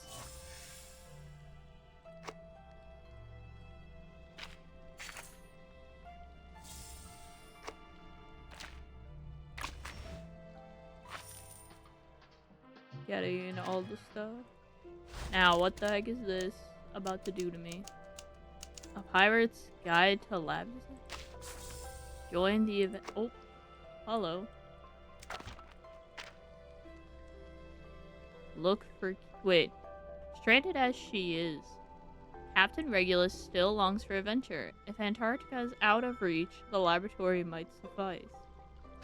Look for keys. Oh.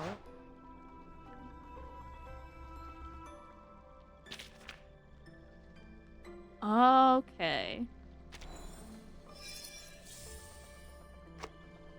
Ah, I see how this goes. I see how this goes. Ah.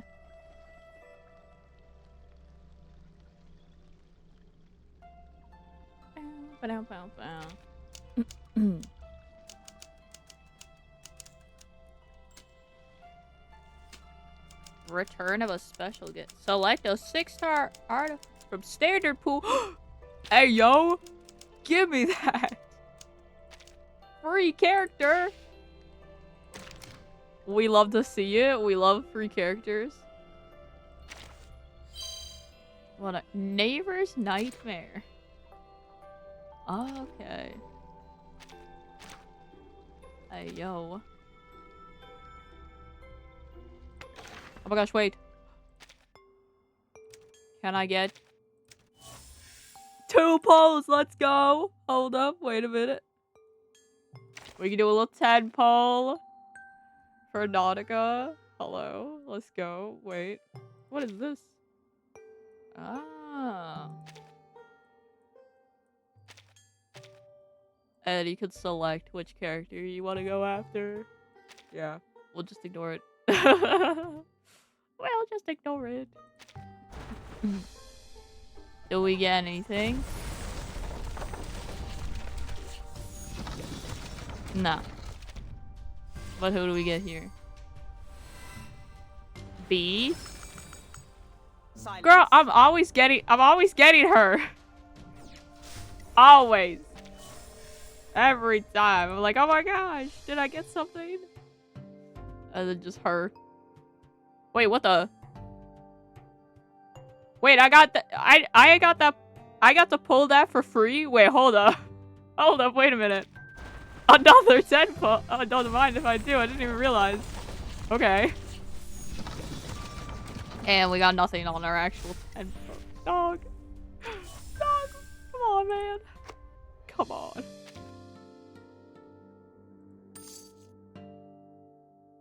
Oh, it's 37. Hey, girl. Wait. No, I don't have enough. Okay. What? If I just get enough, I get...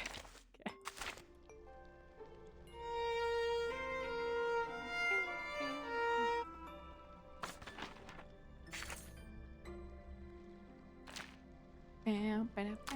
Alright. Now we can get into this chapter. Dude! Where are the numbers? You can't just leave me, like, with a war. What the heck? That's crazy.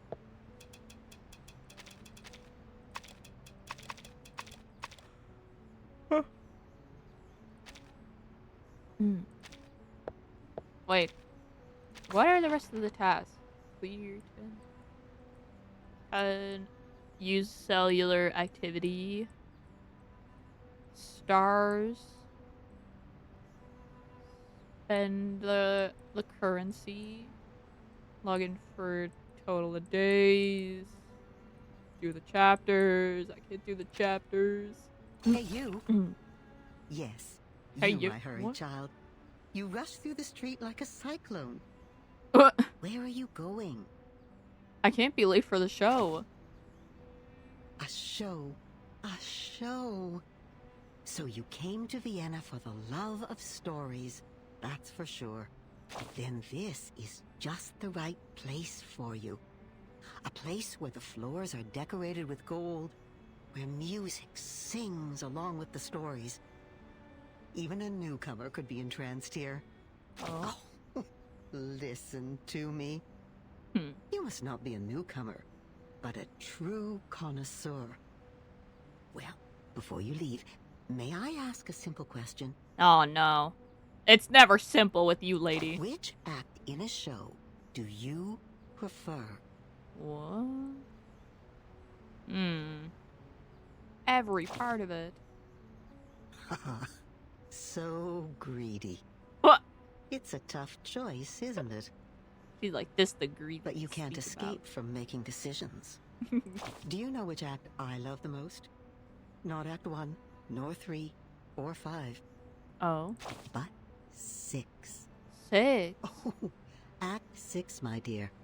That's the best part. The part in which the king picks up his fallen head. The knight pulls out the sword in his chest. The bodies stand up, dust their clothes, and come to the front of the stage, bow to the audience, and receive their applause. What the heck? That's not really a part of the performance. Yes, it is.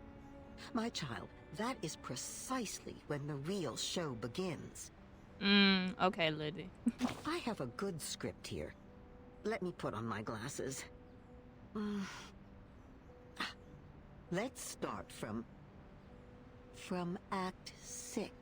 Okay. The princess, a nightingale decorated with diamonds, an opera singer taking center stage, steps into a building of gray and white diamond patterns.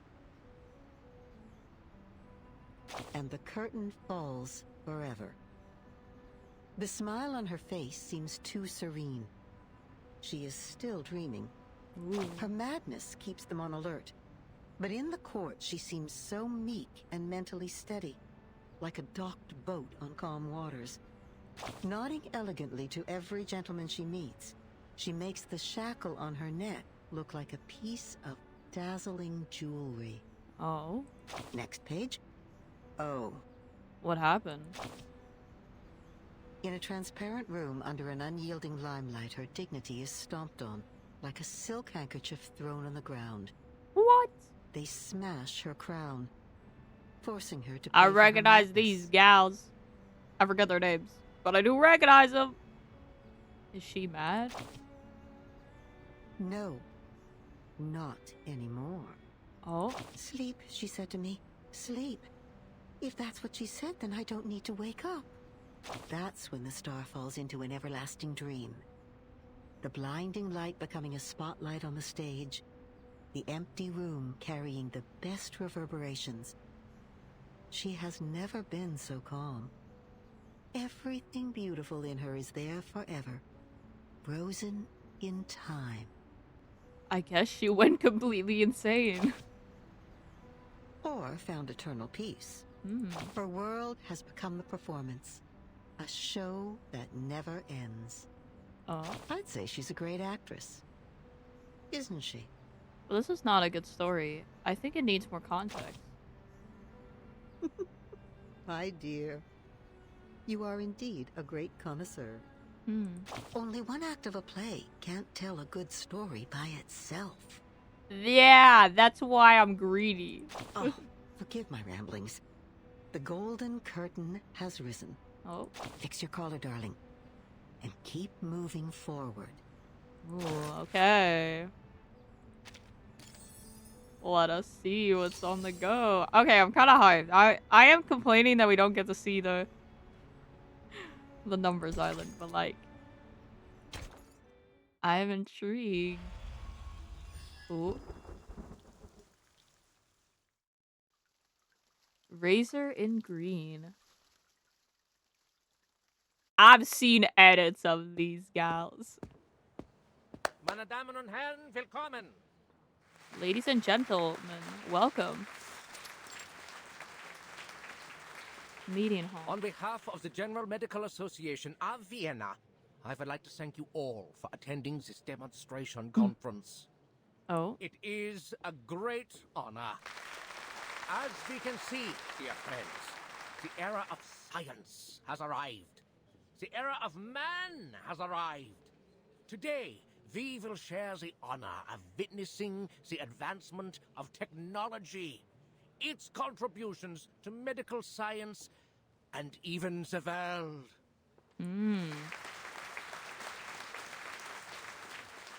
Now, please allow me to introduce the patient again, Miss Isolde von Dietersdorf. Isolde. This lady has selflessly volunteered for the experiment, and in return will receive a healthy mind in no time. Whoa. She's been living a miserable life due to hysteria. How terrible it is for a young woman like her. Hysteria. Okay, yeah. As we all know, mental illness is taking an increasing toll on our country. Even suicide has become more rampant. The tragedies are piling up, and our dear lady is in excruciating pain as we speak.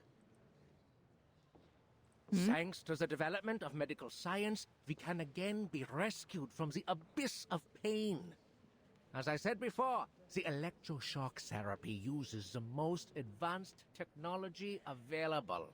Oh, yeah, electroshock. I was gonna say, it was like, yeah, I was trying to figure out, but I could, like, guess what it was, but I was like, what's it called again? The medical use of electricity dates back to the 18th century. The presentation of these obscure theories fails to enthrall the attention of the guests. Vienna's citizens possess less a thirst for knowledge than a hunger for morbid curiosities. Tales of misfortune are favored over their cures. Isolde? The youngest daughter of the Dietersdorfs? Oh, no wonder she volunteered. The treatment should do wonders for her. You know there's something wrong with that family. I heard her mother stabbed old Dietersdorf in the temple with a brass needle and killed every maid in the room. Oh my gosh, hello? That thing's even made it into the curio market. I heard not even the Lord's water could clean the blood off it. The family seems to be cursed. So far, no one's ever lived past the age of 40. In fact, the girl had a sister who died very young, and now her brother. I read in the papers that he killed himself, right? Oh. Sorry. Well, the artist did what an artist would do. He wrote a sad poem and then set fire to his paintings, together with himself. What? Oh my gosh. You know what? My uncle works for the police. He showed me the autopsy report. The truth is, Theophil shot himself. He was killed by a bullet. Dude, they're just gossiping about this like it's nothing. They're just like, oh, Gosh, good thing he didn't have to suffer all that pain before he died. Poor boy, he was so talented and handsome. But the girl, oh, she's less fortunate. Fainted at her only brother's funeral. Didn't even get to see him one last time. I hope the latest treatment will alleviate her suffering. Lunatics. The whole family is a bunch of lunatics. Man, sir, this is Vienna where we call these poor people arcanists. What? Oh! Oh, yeah. That woman in the report was calling, the people from the Numbers Island, lunatic. I just thought she was like, oh, they're crazy, whatever, I'm gonna call them lunatic. But they're, genuinely, what the heck? I sincerely hope that Isolde can put an end to her miserable nightmare. After all, she is one of the most talented opera singers in Vienna. Just like her mother. You know what they say? Talent and hysteria go hand in hand. Think about it. What? They both come from the mind. Bruh. The speaker notes these untimely whispers. Quiet, please. The treatment will now begin. Are you ready, Miss Dietersdorf? Yes. I'm ready. Please. Oh.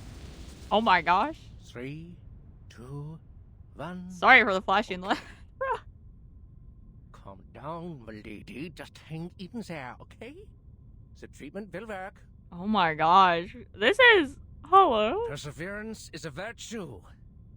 I don't think the electroshock is causing the pain you seem to be experiencing. Don't let the imaginary fear get the better of you. Oh my gosh. Yes. Sir. Good. Oh my god. This... Now we'll begin stage 2. The voltage will be slightly increased. Please get ready, Miss Dietersdorf. Okay. Warning for the flashing lights, clearly.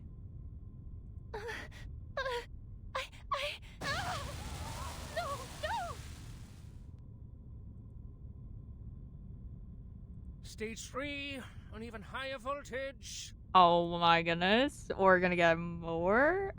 Dude! All other sound has faded away. Oh! Enough!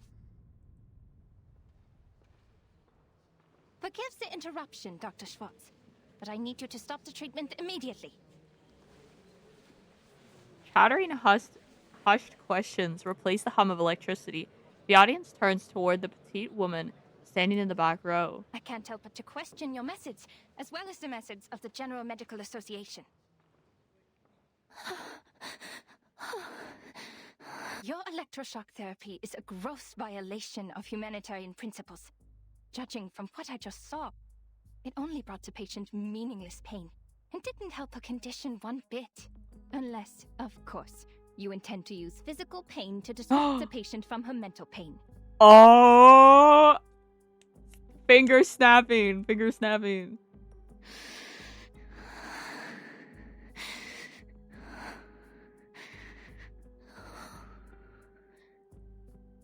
Her green silhouette is delicate and sharp, like a razor slicing through the chaos. Even though this is a conference meant for conversation, you're being a little rude. You're being a little dog. You are using electroshock therapy, like, on this gal right now. What are you talking about, bro? The new electroshock therapy is not what you know from the last century. Now that man has tamed electricity, there's no doubt that the EST is the best choice for treatment. You shouldn't take it at face value, because it's not like the underlying principles are the same as that frog experiment, huh? Dude, I'm literally witnessing in real time. Like, what?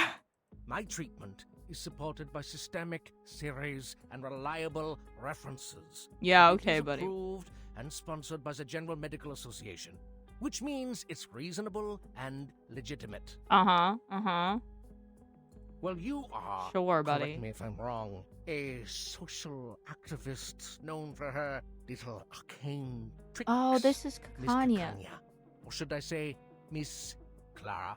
What? As far as I know, you don't even have a medical degree.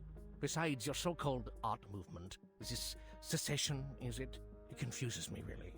Anyway, in order to have a more professional conversation, I suggest we talk later. You know, after you get a medical license. Murmurs and fragmented laughter swell among the crowd. No, Dr. Schwartz. This conversation has nothing to do with my personal identity or experience. I'm only asking you as a citizen of Vienna and as a human being with empathy. How can you not see that she's suffering? Have you been thoroughly brainwashed by the supposed authority of medical science? Or have you two been blinded and deafened by hysteria? Oh! Oh! Bro's like, oh! You rude little... Please allow me to reiterate, the EST is an advanced and reliable treatment. Besides, Miss Dietersdorf has signed an agreement before we started. The experiment is conducted under mutual consent. Your objection is of no use, and it is even harmful to the patient's interests. But we always welcome debate.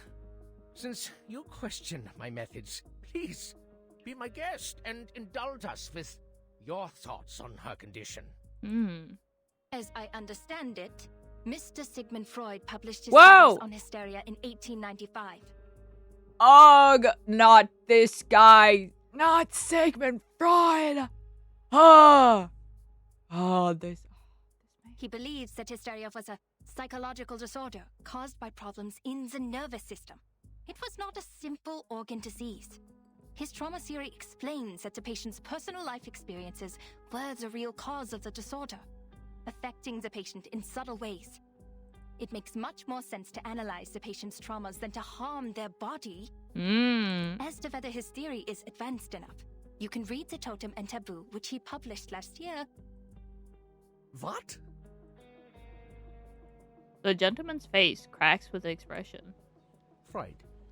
Freud, the man who told people to marry their mothers and kill their fathers.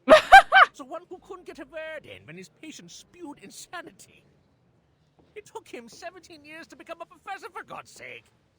Miss Clara, I've tolerated your immature antics, and I always welcome advice and opinion, as long as they're rational and reasonable. It's just, how could you challenge me with such an amateur theory?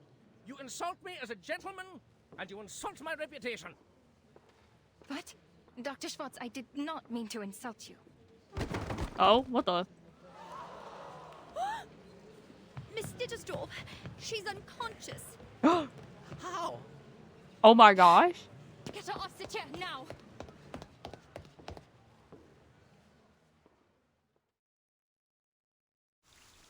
Isolde, girl! Are you okay? What? There's something that I have... What the... Well, hold up. Go back over here.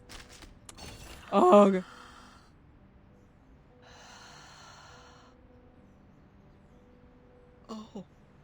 Oh, you're here? Not a good time. As you can see, my eyes are barely open. In the blink of an eye, my dream slips away like a deer into the deep of the forest. Were you dreaming? What kind of a question is that? You make it sound like me dreaming is the most ridiculous thing in the world. I have to remind you, except for some outdated wisdom, there is nothing different between your head and mine, dearie. What did you dream of? I'm as curious about that as you are. You could always allow me to return to my soft bed to try to summon that dream again. Oh, but even then it likely won't be the same dream. See, we seldom remember our dreams, and even what we don't forget can be hard to understand. And that's why we need a dream interpreter. A doctor that values Shakespeare above his patients and cigars above his own career. A doctor like Sigmund Freud. Oh my gosh. He lures out forgotten memories from your past through a technique called free association. Through this, he can reveal what makes you who you are.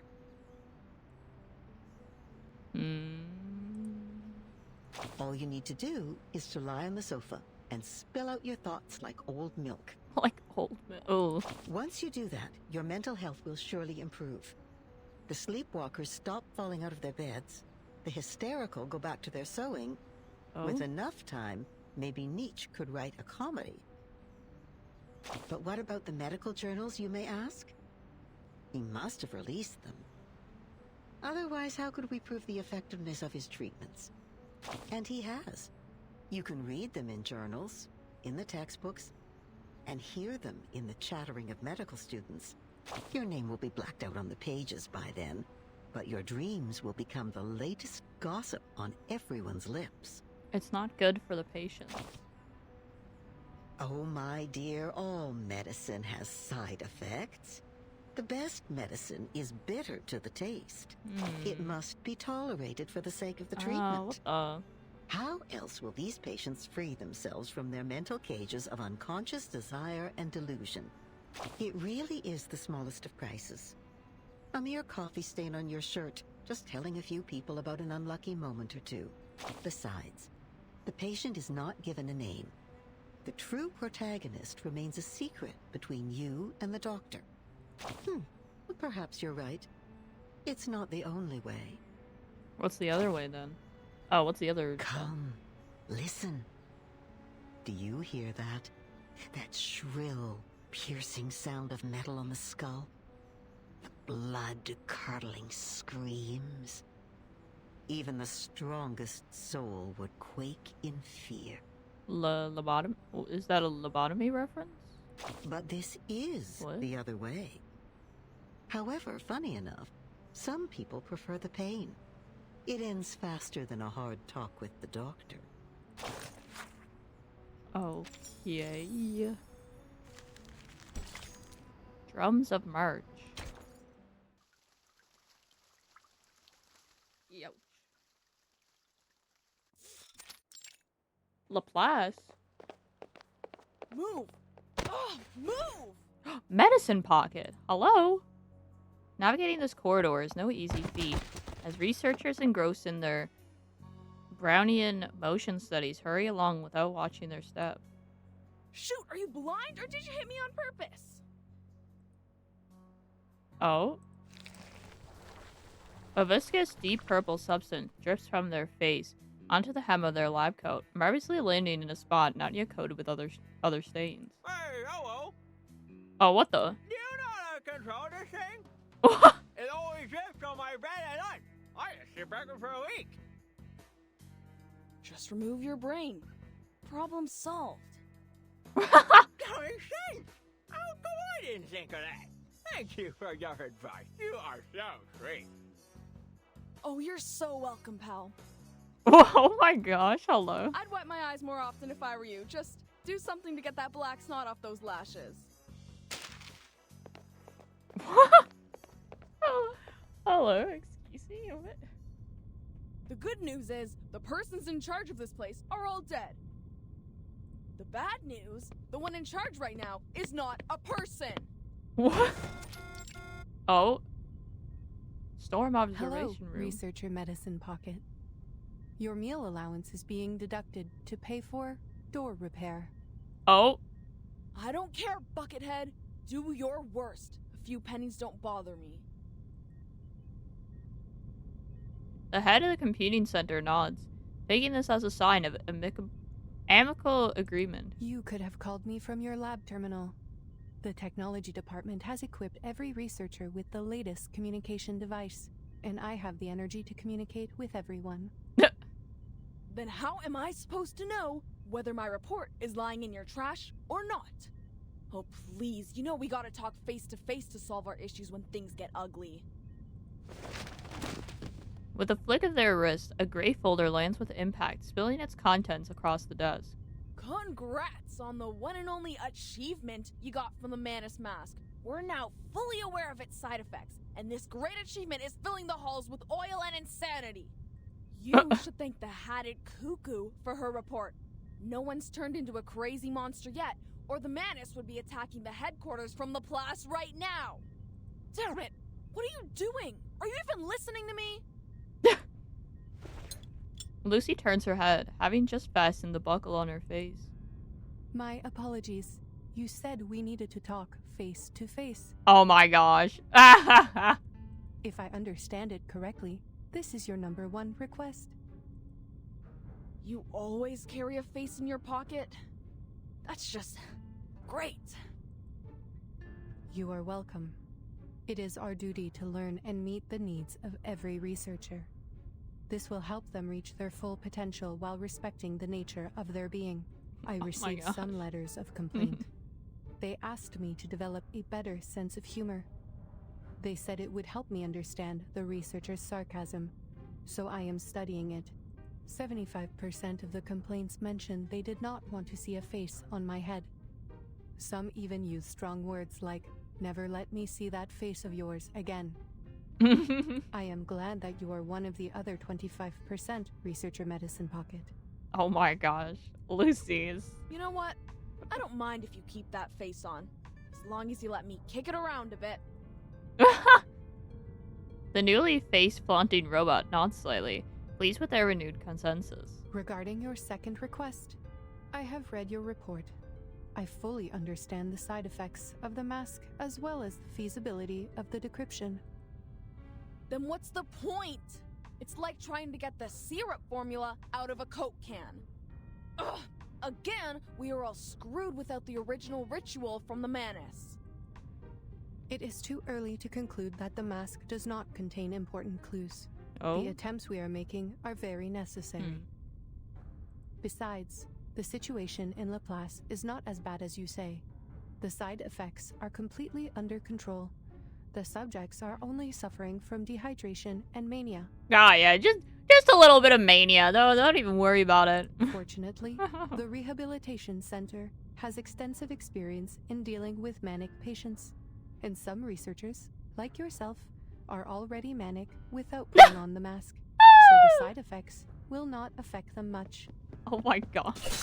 What? Yes! Ball pens! Ball pens love brains! Oh my gosh, this guy. 2 researchers arrive swiftly, removing the poor soul who lodged a pen into their eye socket and just as swiftly replacing the broken... Oh my gosh. Extensive experience, huh? That is right. I am glad you have noticed our efforts. We have prepared a large amount of polymer materials in case of minor vandalism by the patients. Dude. Haha. Amusing. So this is the logic of a machine, huh? Humans are as expendable in the lab as glass. You should be glad that your head is harder than my teeth, alright? Your opinion surprises me, Researcher Medicine Pocket. There is a big difference between the human body and glass. As for the original ritual, you are not the first researcher to make this suggestion. We are fully aware of its importance. Oh? We have dispatched investigators and members of the Field Agent Administration to investigate various regions. Here are the images they sent back. Field. What? Field Agent Administration. If you have not heard of the name before, most prefer to call them the History Guards, given their function. Right. That team of cannon fodder. The thought of people being thrown around like garbage makes me feel lucky that I'm just a piece of glass. Medicine Pocket lifts their head, examining the screen, their attention completely diverted. Looks like face-to-face conversation does solve problems. Finally, we're getting somewhere. Aside from the insane colleagues running amok. Let me guess. The blue dots are good news, huh? Correct. They represent the safe areas immune to the storm. North America. I should have gone there for a walk in the park. I don't deserve to suffer in this stupid gray prison. I have to say, Researcher Medicine Pocket, even though I approved your request for a sports field, which you claimed was a humanitarian need, A humanitarian. it is more of a canine need. What? I suggest you install an indicator on your humor module so we know when to laugh. Like this blinking red dot. Is that Vienna? Yes. They wait, but the android does not offer up any further information. All right. Not privy to the information, huh? I know of your tricks. One day I will find the logical fallacies in your words, I swear. And this here... Yellow. Better than the worst, worse than the best. That's the agency. What's all the fuss about? Don't tell me there's a 500-meter-long blue crab. No sightings of large marine organisms other than the Gorgon. This is where Timekeeper and her team are right now. Oh. By the way, it seems you can distinguish between colors precisely, so the canine elements in you are more of a personal choice than an innate trait. What? I see your efforts on improving your sense of humor, I do, but that's enough now. Turn off the module, okay? Who the heck put these complaints in the box? I'm gonna kick their teeth out. Back to business. Timekeeper and her team are in a bit of a situation. The details are classified, and I am not privy to them either. Huh. Classified. I know what's going on. In this place, classified means they're in big trouble. Oh. Yeah.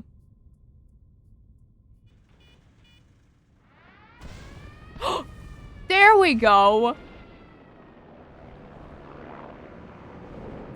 What are they? Krupp did not tell us about these things. Oh, whoa. Get away from me, you arcane fiends! Oh my gosh. Whoa. Marcus? Marcus? I'm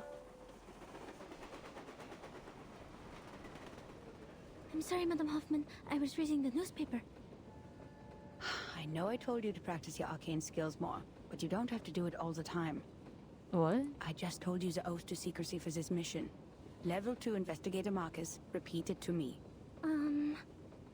Remember the field mission manual? Never disclose any information about the storm or the era to irrelevant people. Never build unnecessary connections with the current era. Never disclose any real information about the headquarters to members of the branch. Never discuss confidential matters in unrelated settings. Never contact or interfere with the insignificant. Stay out of their lives, silently observe and respect their lives. And why is the stupid train never on time? Did I really say that? Yes, in a low voice, after the last random stop. You have a talent for multitasking, I'll give you that. But the point is, as a rookie investigator, your focus should really be on the mission. Yes, Madam Hoffman, I'm so sorry. Oh? Laplace has analyzed the information from the field agent squad and suggested several critical points on where the storm may arrive. One of them is Vienna. The history guards have reported sightings of menace leaders there. Considering they will probably do the same things they did in 1929, you know, escalate the international conflicts to accelerate the reverse, this mission is probably quite risky. It's okay, Madam Hoffman. I am fully prepared. I've been waiting for my first field mission since I joined the Foundation. Thank you for approving my application, or I'd still be talking to rusty filing cabinets and diamond patterns on the wall. No need to thank me, Investigator Marcus. Your application has been approved by headquarters, as your arcane skills will prove very useful on this mission. Oh. This time we will track down Manus Vindictae in Vienna and gather intelligence on the rituals. The intelligence should help with the storm immunity research, making it the top priority of all other missions. That's why I said your arcane skill reading will be useful on this mission. Yes, understood. The young student straightens up. Her mentor catches her emotion and replies unsmilingly. I know how lucky you must feel for returning to your era, after being isolated from the outside world for so long. I will take you to Romania and visit the orphanage where you used to live, if we still have time for that after the mission. Ooh. I'll do my best, Madam Hoffman. Whatever you need, as long as my arcane skill can do it. By the way, how's the timekeeper doing on Agent Island? Marcus, have you already forgotten what I just told you? This is a confidential matter.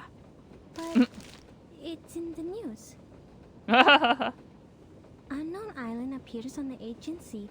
Forces attacked by arcane creatures. Ownership over island causing conflicts between Bulgaria, Serbia, and Greece. Austro-Hungarian Empire and Russian Empire to establish a negotiating committee. Madam Hoffman, the increased turmoil could cause the storm to arrive earlier, right? That is not our problem. The headquarters will send someone to intervene since it is caused by the Arcanum. Now, just focus on our destination. Vienna. Time to get out. Grab your luggage. Ooh.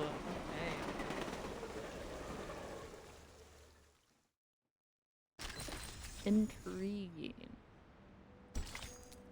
Fork and tort? What? Fight 2, level 30. Okay, we're fine. There's gonna be a battle in this one, clearly. Ring Road. Here it is, the national treasure of Austria.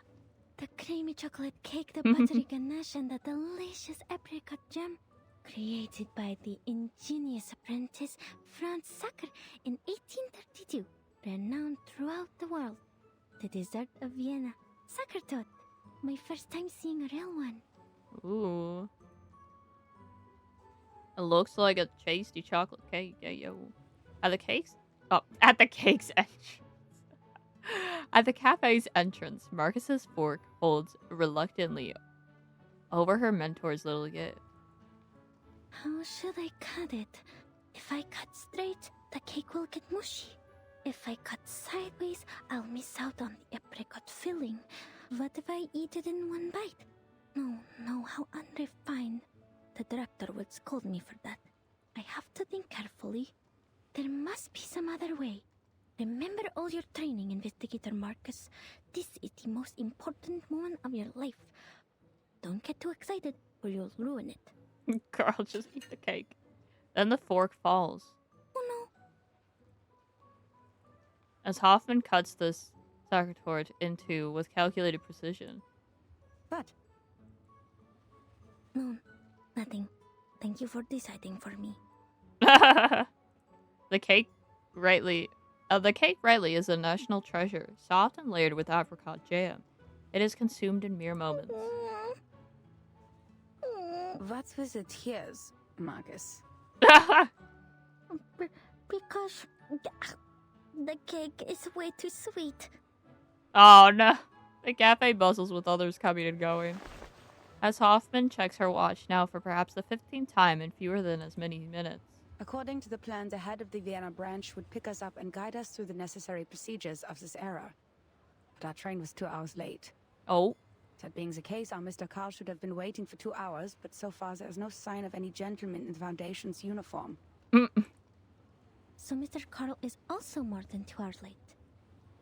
A clever deduction. Let us hope otherwise. Either that or you decide to leave, y'all. I'll go check if he got here before us. The mentor steps out from under her umbrella's shadow and heads into the cafe. Left behind, the apprentice looks around aimlessly. She catches a few key words. I bet that island is a secret base of the Dual Entente. That's why the Bulgarians are so anxious. They're worried about their exit on the Aegean Sea. A friend of mine is in the Navy. He saw a ship leaving the harbor loaded with gold. War is coming, friend. Mm-hmm. No. How does that explain the arcane creatures over there? I'd say it's never been discovered before. Like the Celtic Otherworld. You know, the heavenly land beyond the sea in Bran's legend. The Arcanum has declined after the Enlightenment. It is an honor for all of us in this era to find such a paradise from the past. You're not fit to be human if you don't understand what that island means to us, my friend. Secret base. Otherworld. Fascinating. I need to write this down. Marcus opens her notebook, jotting down these bits of trivia with a quick and earnest enthusiasm. Her desire to catch the length and breadth of these comments forces her to lean quite conspicuously until she finds she has become an object of spectacle herself. Miss, could you show me your papers, please? Oh. Ah, right. I'm sorry. My friend has it. Could you hold on a minute? I am an arcanist sent from the headquarters of the St. Pavlov Foundation. I have a letter of introduction from the head of the Vienna branch. Arcanist? Oh. Then you come with us, miss. Hands up and be quiet. Oh my gosh, Marcus! You're getting yourself in trouble! Ah! Bring over the golems! We have an unregistered arcanist. What? Huh? Hoffman's attention is drawn to the commotion unfolding outside the window. Sir, please listen to me. A single misstep causes a mistaken interpretation. A sign of defiance. Oh my gosh. Enough to compel these loyal city guardians to fulfill their duty. Don't let her get away! Ah, this is why we're fighting. We gotta fight the guards. Oh, dude. Oh my gosh. Essaye donc de te cacher de ne faire Dieu. I've got your back. Whoa, look at these guys. Never alone and rarely outnumbered. Always on. Our minds are as one. Or maybe take a deep breath. A blessing bestowed by fate. Oh, that didn't really do it. Okay, that did something more.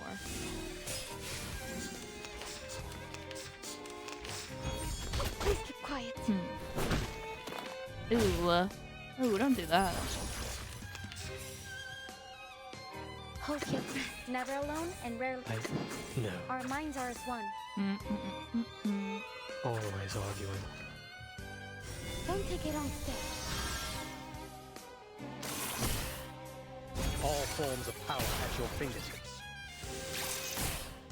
Is this truly what Alright, he should essentially be gone now. Yes, he's gone. Okay, cool.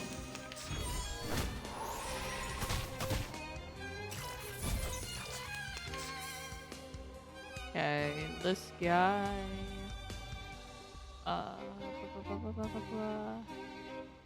Never alone and rarely out. Or maybe take a deep breath. No. He'll know. Hold here, please. Always arguing. Let me help, please.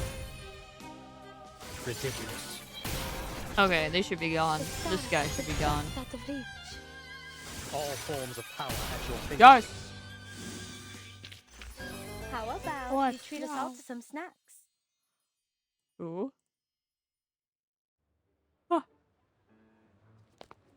What is happening? What? At ease, gents. Allow me to explain. This respectable lady is most definitely not a Russian spy. Oh, this guy has a funky voice. Wait, hold up. I like this. A portly gentleman with a handlebar mustache hurries over, his forehead glistening with sweat.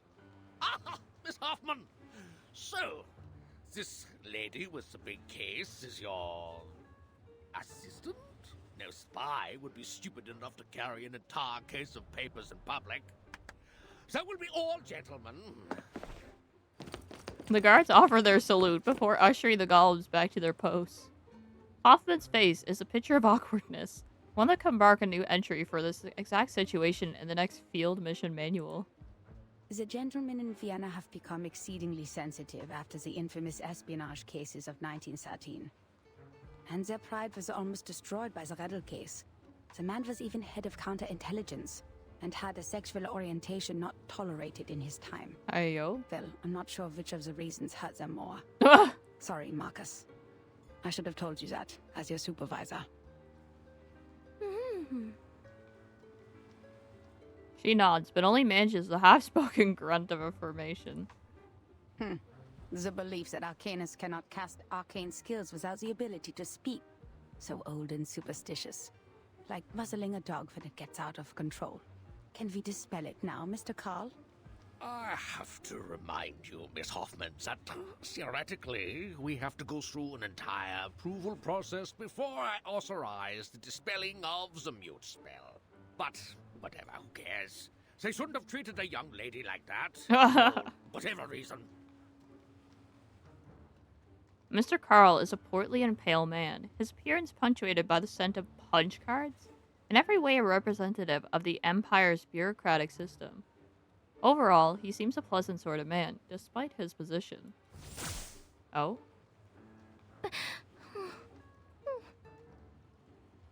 Relax. This was just a minor incident. You'll never find another place as tolerant as Vienna. The very same principles the Foundation strives for. Oh? All registered arcanists can come and go as they please in this beautiful city. We even offer artists and musicians perks that cover every aspect of their lives, because Vienna loves art and music. Oh, speaking of registered arcanists, could you show me her Arcanum license? Arcanum license? Yes, ladies from the headquarters. Even so, I'm more than willing to skip some unnecessary procedures for you. We still have to be careful about security, you know.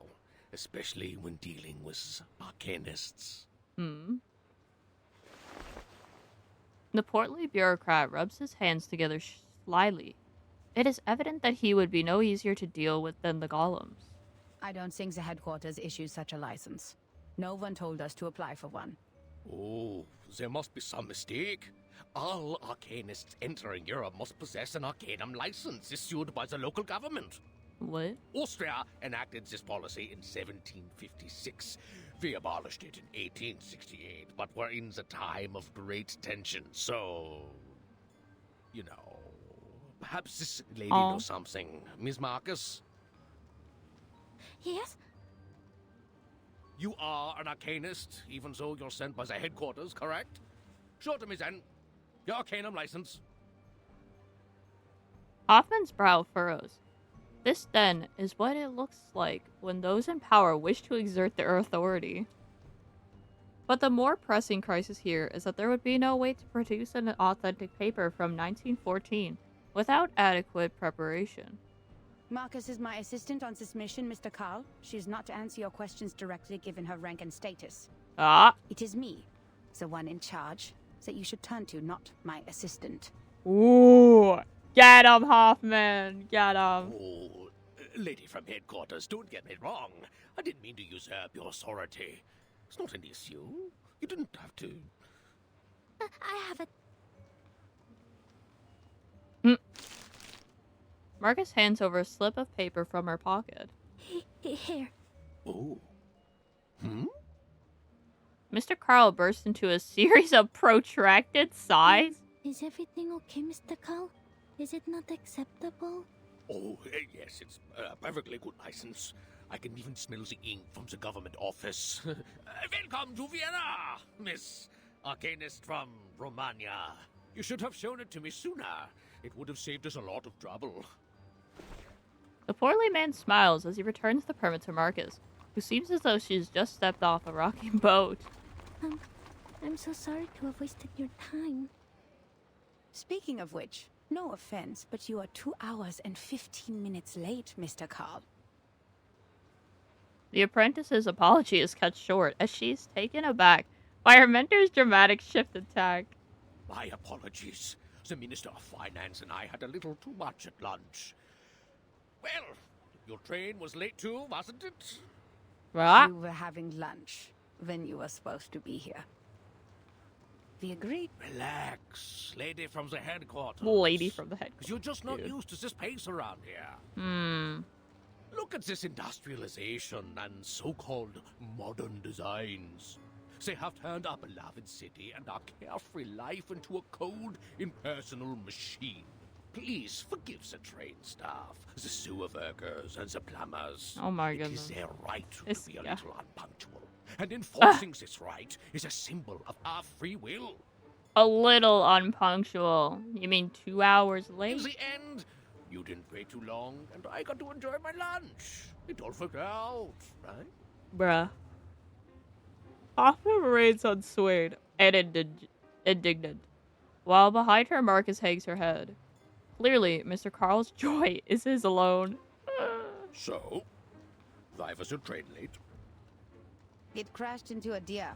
A deer with free will. Tragic. All right, forgive this old Carl for his minor mistake, ladies. The rumors about the Golden Isle had kept the branch busy. There was no one else but me to pick you up. It wouldn't have been so embarrassing if headquarters had sent us manpower instead of taking it from us. I am also on the job, Mr. Carl. Should I include your complaints in the report? No, that's okay. It's just a group of lunatics. Get banished him. to an island. Get him. They're arcane criminals from a small country, and people will forget about them in less What? than a month. Bruh. Only a few would believe that it has any real influence on Vienna. You know, the young artists who think highly of themselves, the schemers with evil plans, and the conspiracy theorists suffering from neurasthenia. The Megars and the Bohemians are already giving us a headache.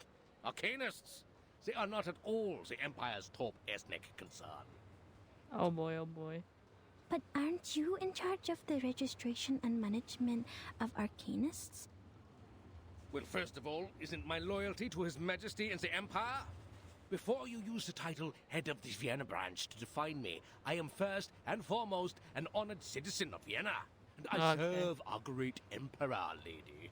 Hmm. And I thought you said this was a tolerant city. Oh, yes.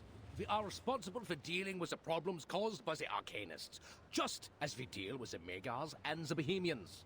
Bruh. Mr. Carl swings his cane and strides forward Right. cheerfully. That's the venerable Vienna branch of the St. Pavlov Foundation, over there. Let's go. Marcus touches her left cheek, still warm from the touch of the mute incantation. Mr. Call is very different from the staff of the headquarters. In fact, most of the time the branch members aren't comrades who share the same goals with us. They're more like local officials we have to deal with. We need them as a buffer between the Foundation and the local governments. They can help us maintain peace in the human world. But you can't ask too much of them. Not all of them are cosmopolitans. Most of them put their emperor and their country first. That's why we shouldn't disclose classified information to them. Ah, I see, I see. Does it still hurt? Oh, it feels much better now. Good. The mentor swings around as if on a swivel, with a face of plain curiosity. Marcus, did you already have that license before you joined the Foundation? Yes. Austria abolished that policy in 1868, but Romania did not until 1913. I carried it with me out of habit. Thank goodness I did. This is indeed the era I'm from. That time has returned. Never disclose any information about the storm or the era to irrelevant people. The apprentice halts her speech, cowed by Hoffman's warning. Put away a license. We need to catch up with Carl. Remember my words, Marcus. Never trust anyone, even if they're a branch member of the Foundation. Dang. That is stressful. Holy moly. This is definitely interesting.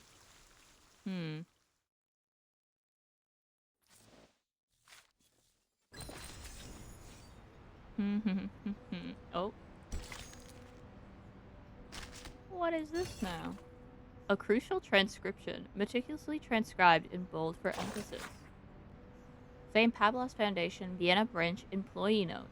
Procedure for requesting the spelling of a mute incantation. Simplified version. Oh my gosh. Initiating the application. The applicant must go to the administrative desk of the St. Pablo Foundation, Vienna Branch, Austro-Hungarian Empire Internal Security Department, Austro-Hungarian Empire Public Security Bureau with a ticket to receive the joint processing application form. 2. Filling out the form. The applicant must fill out the application form truthfully and submit it to the administrative desk of the Austro-Hungarian Empire Public Security Bureau, where the administrative staff will conduct a preliminary review. 3. Commencement of the dispelling procedure. After the administration staff has conducted a preliminary review, the form will be submitted to the Social Responsibility Monitoring Group of the St. Pablo Foundation, Vienna Branch, Austro-Hungarian Empire Internal Security Department, Austro-Hungarian Empire Public Security Bureau for risk assessment. Commencement of the assessment. Members of the Social Responsibility Monitoring Group will conduct a detailed investigation and assessment of the applicant, fill out their review comments, and submit them to the team leader. Secondary approval. The team leader will then summarize the review comments and submit them to the Director of the Public Affairs Bureau for a secondary approval, who will then submit the application to the Internal Affairs Department. Completion of the oh my god, okay. Completion of the process. Upon approval, the Director of the Public Affairs Bureau will initiate an interdepartmental collaboration process and send the comments of the secondary approval to the Harm Prevention Office, which will then issue a notification letter to the administrative desk. Execution of the dispel. Upon receipt of the notification letter, the administrative desk will archive it and issue another notification letter informing the applicant to participate in the mute incantation dispel ritual. Don't forget any of the steps or you'll regret it. This is my third time starting over. Damn it all. I don't ever want to fill out these damn forms again. R.I.P. buddy, R.I.P. It's 5:28. I think we'll do one more chapter. We'll do one more chapter and then we'll call it a day. I think we could go a little over time because I started late. Because my OBS was updating. So this is the Vienna branch? It's splendid. Look at the walls, simple yet elegant. It's like a temple of modern art. I can read the contrast between different shapes and textures. This Mr. Ulrich must have put so much effort into the design. It must be a very pleasant place to work at, Mr. Call. Oh, no. This is a secession building. What? Another meeting place for the young artists to show off, other than the cafes.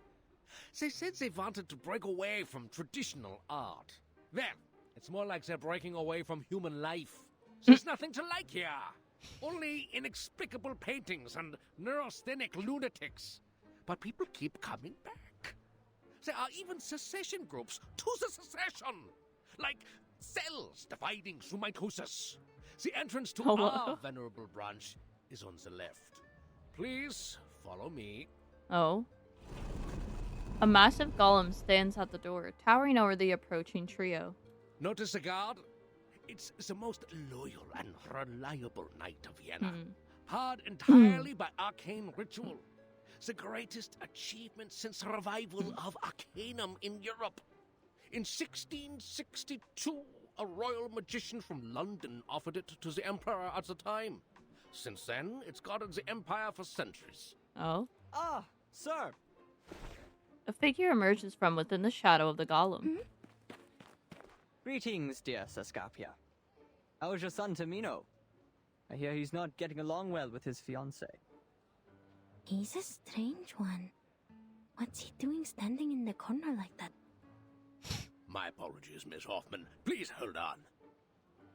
What? Terrific, Heinrich! Just as terrific as your pathetic art career! That's great! Best Oh my wishes to you, gosh. Saskapia. What? My apologies. What is this? What kind of interaction was that? He stands in the distance, giving a nod towards Hoffman and Marcus. Greetings to you, Angelotti. And unknown lady. The gentleman turns and moves briskly into the temple like edifice, as peculiar in his exit as he was in his entrance. See, he is one of those crazy artists. Everyone knows that I only have this beautiful daughter of mine. This mustacheless gentleman went to study in Berlin and has just returned.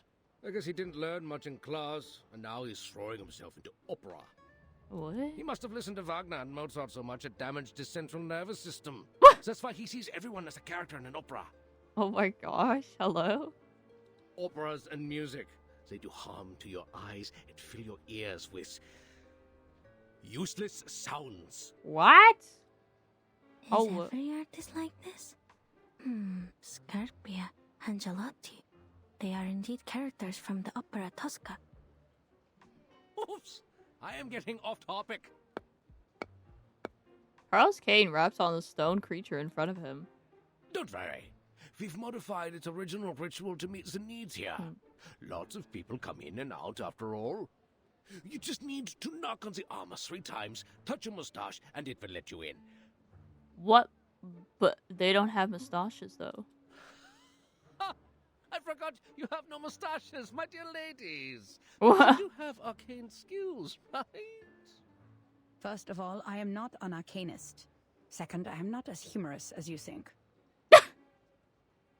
Fine, but that was no joke. This thing only accepts mustaches. It's a symbol that every gentleman should have. And not everyone's like Heinrich.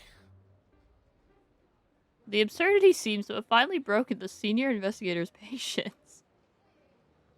Just give me the list of arcanists we mentioned in the letter, Mr. Carl. We don't need to go into the branch. Oh no, do you really want to miss the scenery of the Donau? And the sight of the modern transport system? Oh There's my no gosh, better way this to tour guy. the ring roads than by carriage. Dude, And just we give put us the view the of list. Zaka Hotel. By the way, have you tried the treasure of Austria? Thank you. We already had it while you were enjoying your lunch. Now, please, give us the list. Hoffman's tone marks the request as non-negotiable. And I'm sure you've received a telegram from the headquarters. You are to investigate the people around Theophil von Dittersdorf. Okay, all right. It's a pity, lady from the headquarters. Here you are. And that's all of it. All of it. Oh, and this. 2 tickets to the Vienna Royal Orchestra. Please give them to Mr. Richard, and when you see him, send my sincerest regards. Hoffman stands still, maintaining a distant politeness. I will. Who's Mr. Richard? The contact between the Foundation and the Vienna branch in 1914. A phantom of history. At that time, people still believed the golden age that had begun with the last generation would continue as it should, and that their positions in government would be as unshakable as the long-standing empire. Oh.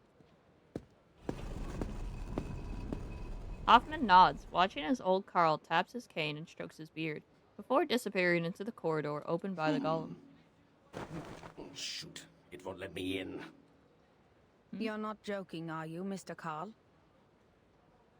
I am not. Darn! What is going on? Is this thing broken? Oh, I'm stuck. Oh, my belly. I had this suit custom made in Paris. Oh. The ancient knight awakens in a slow stir, shaking off a heavy layer of dust as thick as a Viennese title. What on earth is going on? Why is the defense system activated? A comical voice emanates from within the statue, lilting and quick like a rubber ball bouncing around inside a hollow frame. Marcus, can you read its internal rituals? Considering its sluggishness, yes, I think so. Good. It's a good chance for you to get some experience. Just stay safe. Ooh. There you go.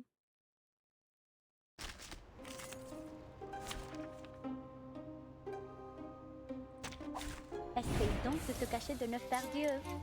Ooh. Yarka, it's it now. I've got your back.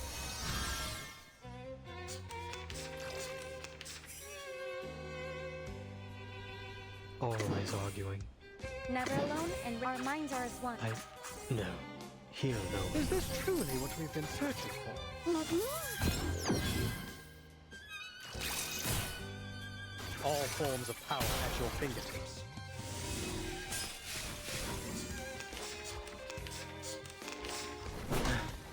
That seems dangerous. Never alone and rarely outnumbered. Hold your breath. Our minds are as one. Oh, hello. Maybe. Always arguing. I didn't even notice when I was actually like connecting the cards there. I was just picking them for the sake of picking them. Let's see those signs. Oh, he's dead. Ridiculous. This guy's probably dead too. Yup. Thank you, Aleph, we say in unison.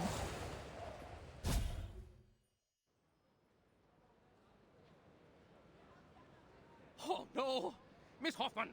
These golems represent the spirit of the Vienna branch. You shouldn't be so violent! Adapt, improve, and advance. Arcanum should be kept up with the times, not lock itself away in a museum and wallow in the good old days. Oh. There was something visibly wrong with this thing, and we were rightfully doing our job. If you have any concerns about this, I'll include them in the report. And I should remind you that you've spent too much time on your free will. We're running out of time. Nine! Procedures are not the problem, darn it. You're not German, are you? What the? The division head mutters softly before proceeding inside at last. So, what's wrong with the golem? As Mr. Carl said, its structure is simple and yet incredible. The malfunction comes from one of the components. There's an extra stroke on the enchantment. These strokes look new. I guess the staff made a mistake when they did the maintenance or repair. Let's hope so. Now take a look at this before Mr. Carl comes out. Several days ago, a member of the field agent squad found a painting that was reported in this magazine, The Pan. It belonged to Theophil von Dittersdorf, a deceased artist from Vienna who committed suicide. Oh. Its name is The Salvation, and it was found along with a poem. The poem mentions the doomsday, the reversal of time, and the rain. Salvation and rain. It sounds so... Yes. And given the sightings of Manus leaders in Vienna, we believe Theophil came into contact with Manus leaders before he died, and probably learned the truth of the storm and the method of salvation. This was how Manus Vindicte recruited arcanists in 1929. If he knew the method of salvation, why did he still kill himself? Marcus takes the magazine with ready curiosity, looking at the small clipped section. Auf der Suche nach Silenus im Walde fragte ich ihn.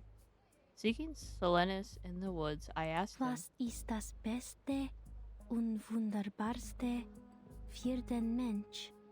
What is the best and most wonderful thing for man? Die Leere, wo The der emptiness Mensch nie where man geboren was never wurde, born, he said. sagte er. Ich betrachtete ihn, den Ring des Lebens, den Ring aller Leben. I looked at it, the ring of life, the ring of all lives. Deine Hände formen den Ring, und das Urteil wird ausgesprochen. Your hands from the ring, and the judgment is pronounced. Am jüngsten Tag, in der Dämmerung, wenn die Geschichte verblasst. On the doomsday, at the dusk, when history fades away. O Welt, sein Kopf beißt sich in seine Füße. Seine Knie berühren seine Nase. Oh world, its head bites its feet, its knees touch its nose. O Mensch, sie bewohnen die Erde und warten darauf, dass der Himmel fällt. Oh man, they inhabit the earth, waiting for the sky to fall. Gestern wird zu morgen. Morgen verwandelt sich wieder in gestern. Yesterday turns into tomorrow, tomorrow reverts to yesterday. Wer wird im Regen verschwinden? Who shall vanish in the rain? Wem wird das ewige Glück gewährt? Die Gnade von oben. Who shall be granted the eternal happiness, the grace from above? Und diese Leere, das Aufhören der Existenz. And that emptiness, the cessation of existence. Oh. Secession building. That was so moving, Miss Siegland. Poor Sigmund. My best friend has returned to the void. Thank you all for coming today to shed tears for our departed hero. He was a righteous and noble man who cared for his people. He was still trying to save the Arcanists on the Golden Isle before he died. He left us so many beautiful poems and paintings. Shame that the fire burnt everything to ashes. The only thing that survived was the salvation. We were in a golden age of progressive ideas. We believed the Enlightenment would make ignorance history and lead us to paradise where everyone would be saved. The barrier between Arcanists and humans would be removed. In Vienna, that tolerant city, we would stand together hand in hand, back to back, reliving the intimacy we once shared when we first came into this world. Oh, world. Its head bites its feet. Its knees touch its nose. But the reality is, the survival space of Arcanists is shrinking. We tried to speak up in our own language, but that only makes us strangers in our own land. That's why we have decided to exhibit Sigmund's last work. Oh? Not only in memory of the deceased, but in memory of his noble spirit, his sincere concern for his people, and his scrutiny of this tragic world.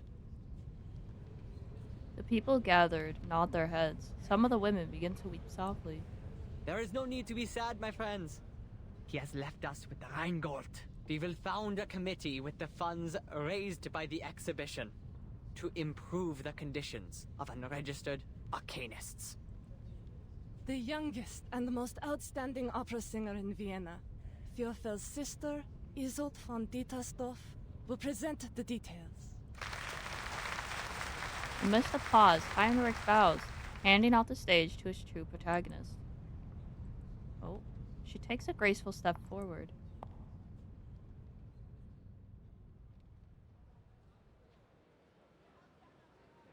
Now I see why we were ordered to investigate Theophel's connections. There may be spies from Manus Vindictae among them. Oh. Her mentor nods in approval, handing over a stack of documents. I know the Vienna branch has a lot of bureaucratic problems, but we need the help to carry out the mission in this era. The search warrant, the letter of introduction, the evidence collection permit. They've provided us with all the official documents we need in this era, as well as a list of all the Arcanists in Vienna in 1914, but we're not going to cooperate with them any further. Because of the requirements to confidentiality. We'll only need manpower from them in the following operations. Marcus replies by opening the thick register of Arcanus, desperate to prove she hasn't gotten distracted this time. In case you spend a whole day on the A section, Marcus, we're looking for Theophil. Starts with a T. How did you know I was starting from line A? The apprentice droops her shoulders, sinking back into the book. With the help of her arcade skills, she easily finds the information that Hoffman seeks. It says Theophil belonged to a group of artists called the Circle. They often gathered in the Secession building. Madam Hoffman, I think we can make contact with them one by one. Oh, whoa. What's happening? I sense strong arcane fluctuations over there. Her eyes center on the door of the Secession building. I think it's a ghost? Ghost? What?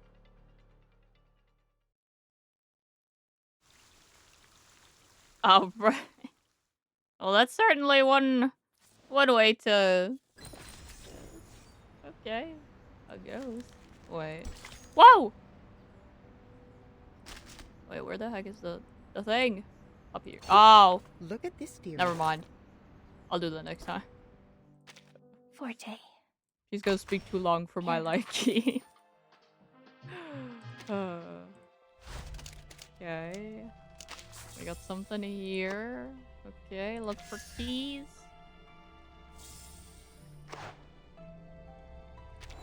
Search. Nice, okay. Annual... Oh! That's the thing that opens the web browser. My mistake. Oh! Wait, yo! I finally completed this! Yo! Let's go! Oh my gosh! I finally completed this! Dude! Thank you. Finally, bro.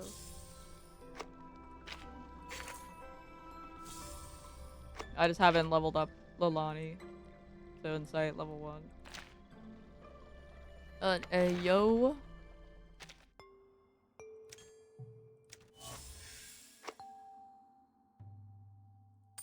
I was gonna say let's do some single pulls, but honestly I can wait till like tomorrow. Or like Thursday. And get some of these unilogs. And we can probably get another 10 pull on the go. Alright, alright. What the heck is in here? Anything I should be looking at? No. Not particularly. Okie dokie. Well, well, well. It has been a very funky time. Let's go. Oh, not the ad break starting. Okay, well, what? Oh, I'll just ignore it if it starts. Wow, actually, I'll snooze it. I'll snooze it for y'all. Great. Anyways, thank you so much for hanging out, having a time. Let's see if I can send us somewhere, perhaps. Because it's been a bit since I've sent us anywhere. My apologies. Hopefully, maybe. Bow, bow, bow, bow, bow.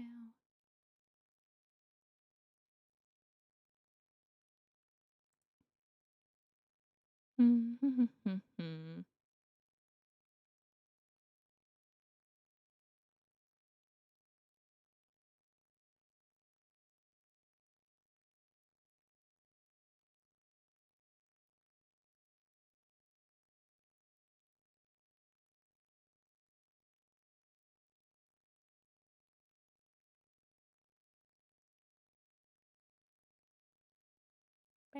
bow, bow, bow.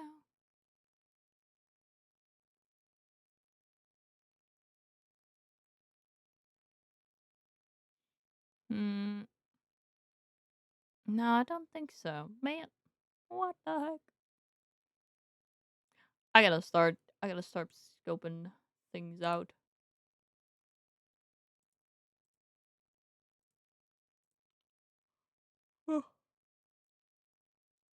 Well, well, well. Anyways, alright. I'm just gonna end it here then. Thank you so much for hanging out, having a time. Please take care of yourselves. I hope you enjoy the rest of your time zone, and I will catch y'all tomorrow evening. Let me swap to the ending screen. But I will catch y'all tomorrow evening, where we will, either play more Reverse 999, because I'm kind of in a Reverse 999 kick, where I'm doing I'm catching up on some of the chapters. So we'll either do more of this, or we'll play some Limbus, and maybe some art. But I shall see. Anyways, thank you so much for hanging out, having a time, and I will catch y'all the next time. Alrighty, bye-bye!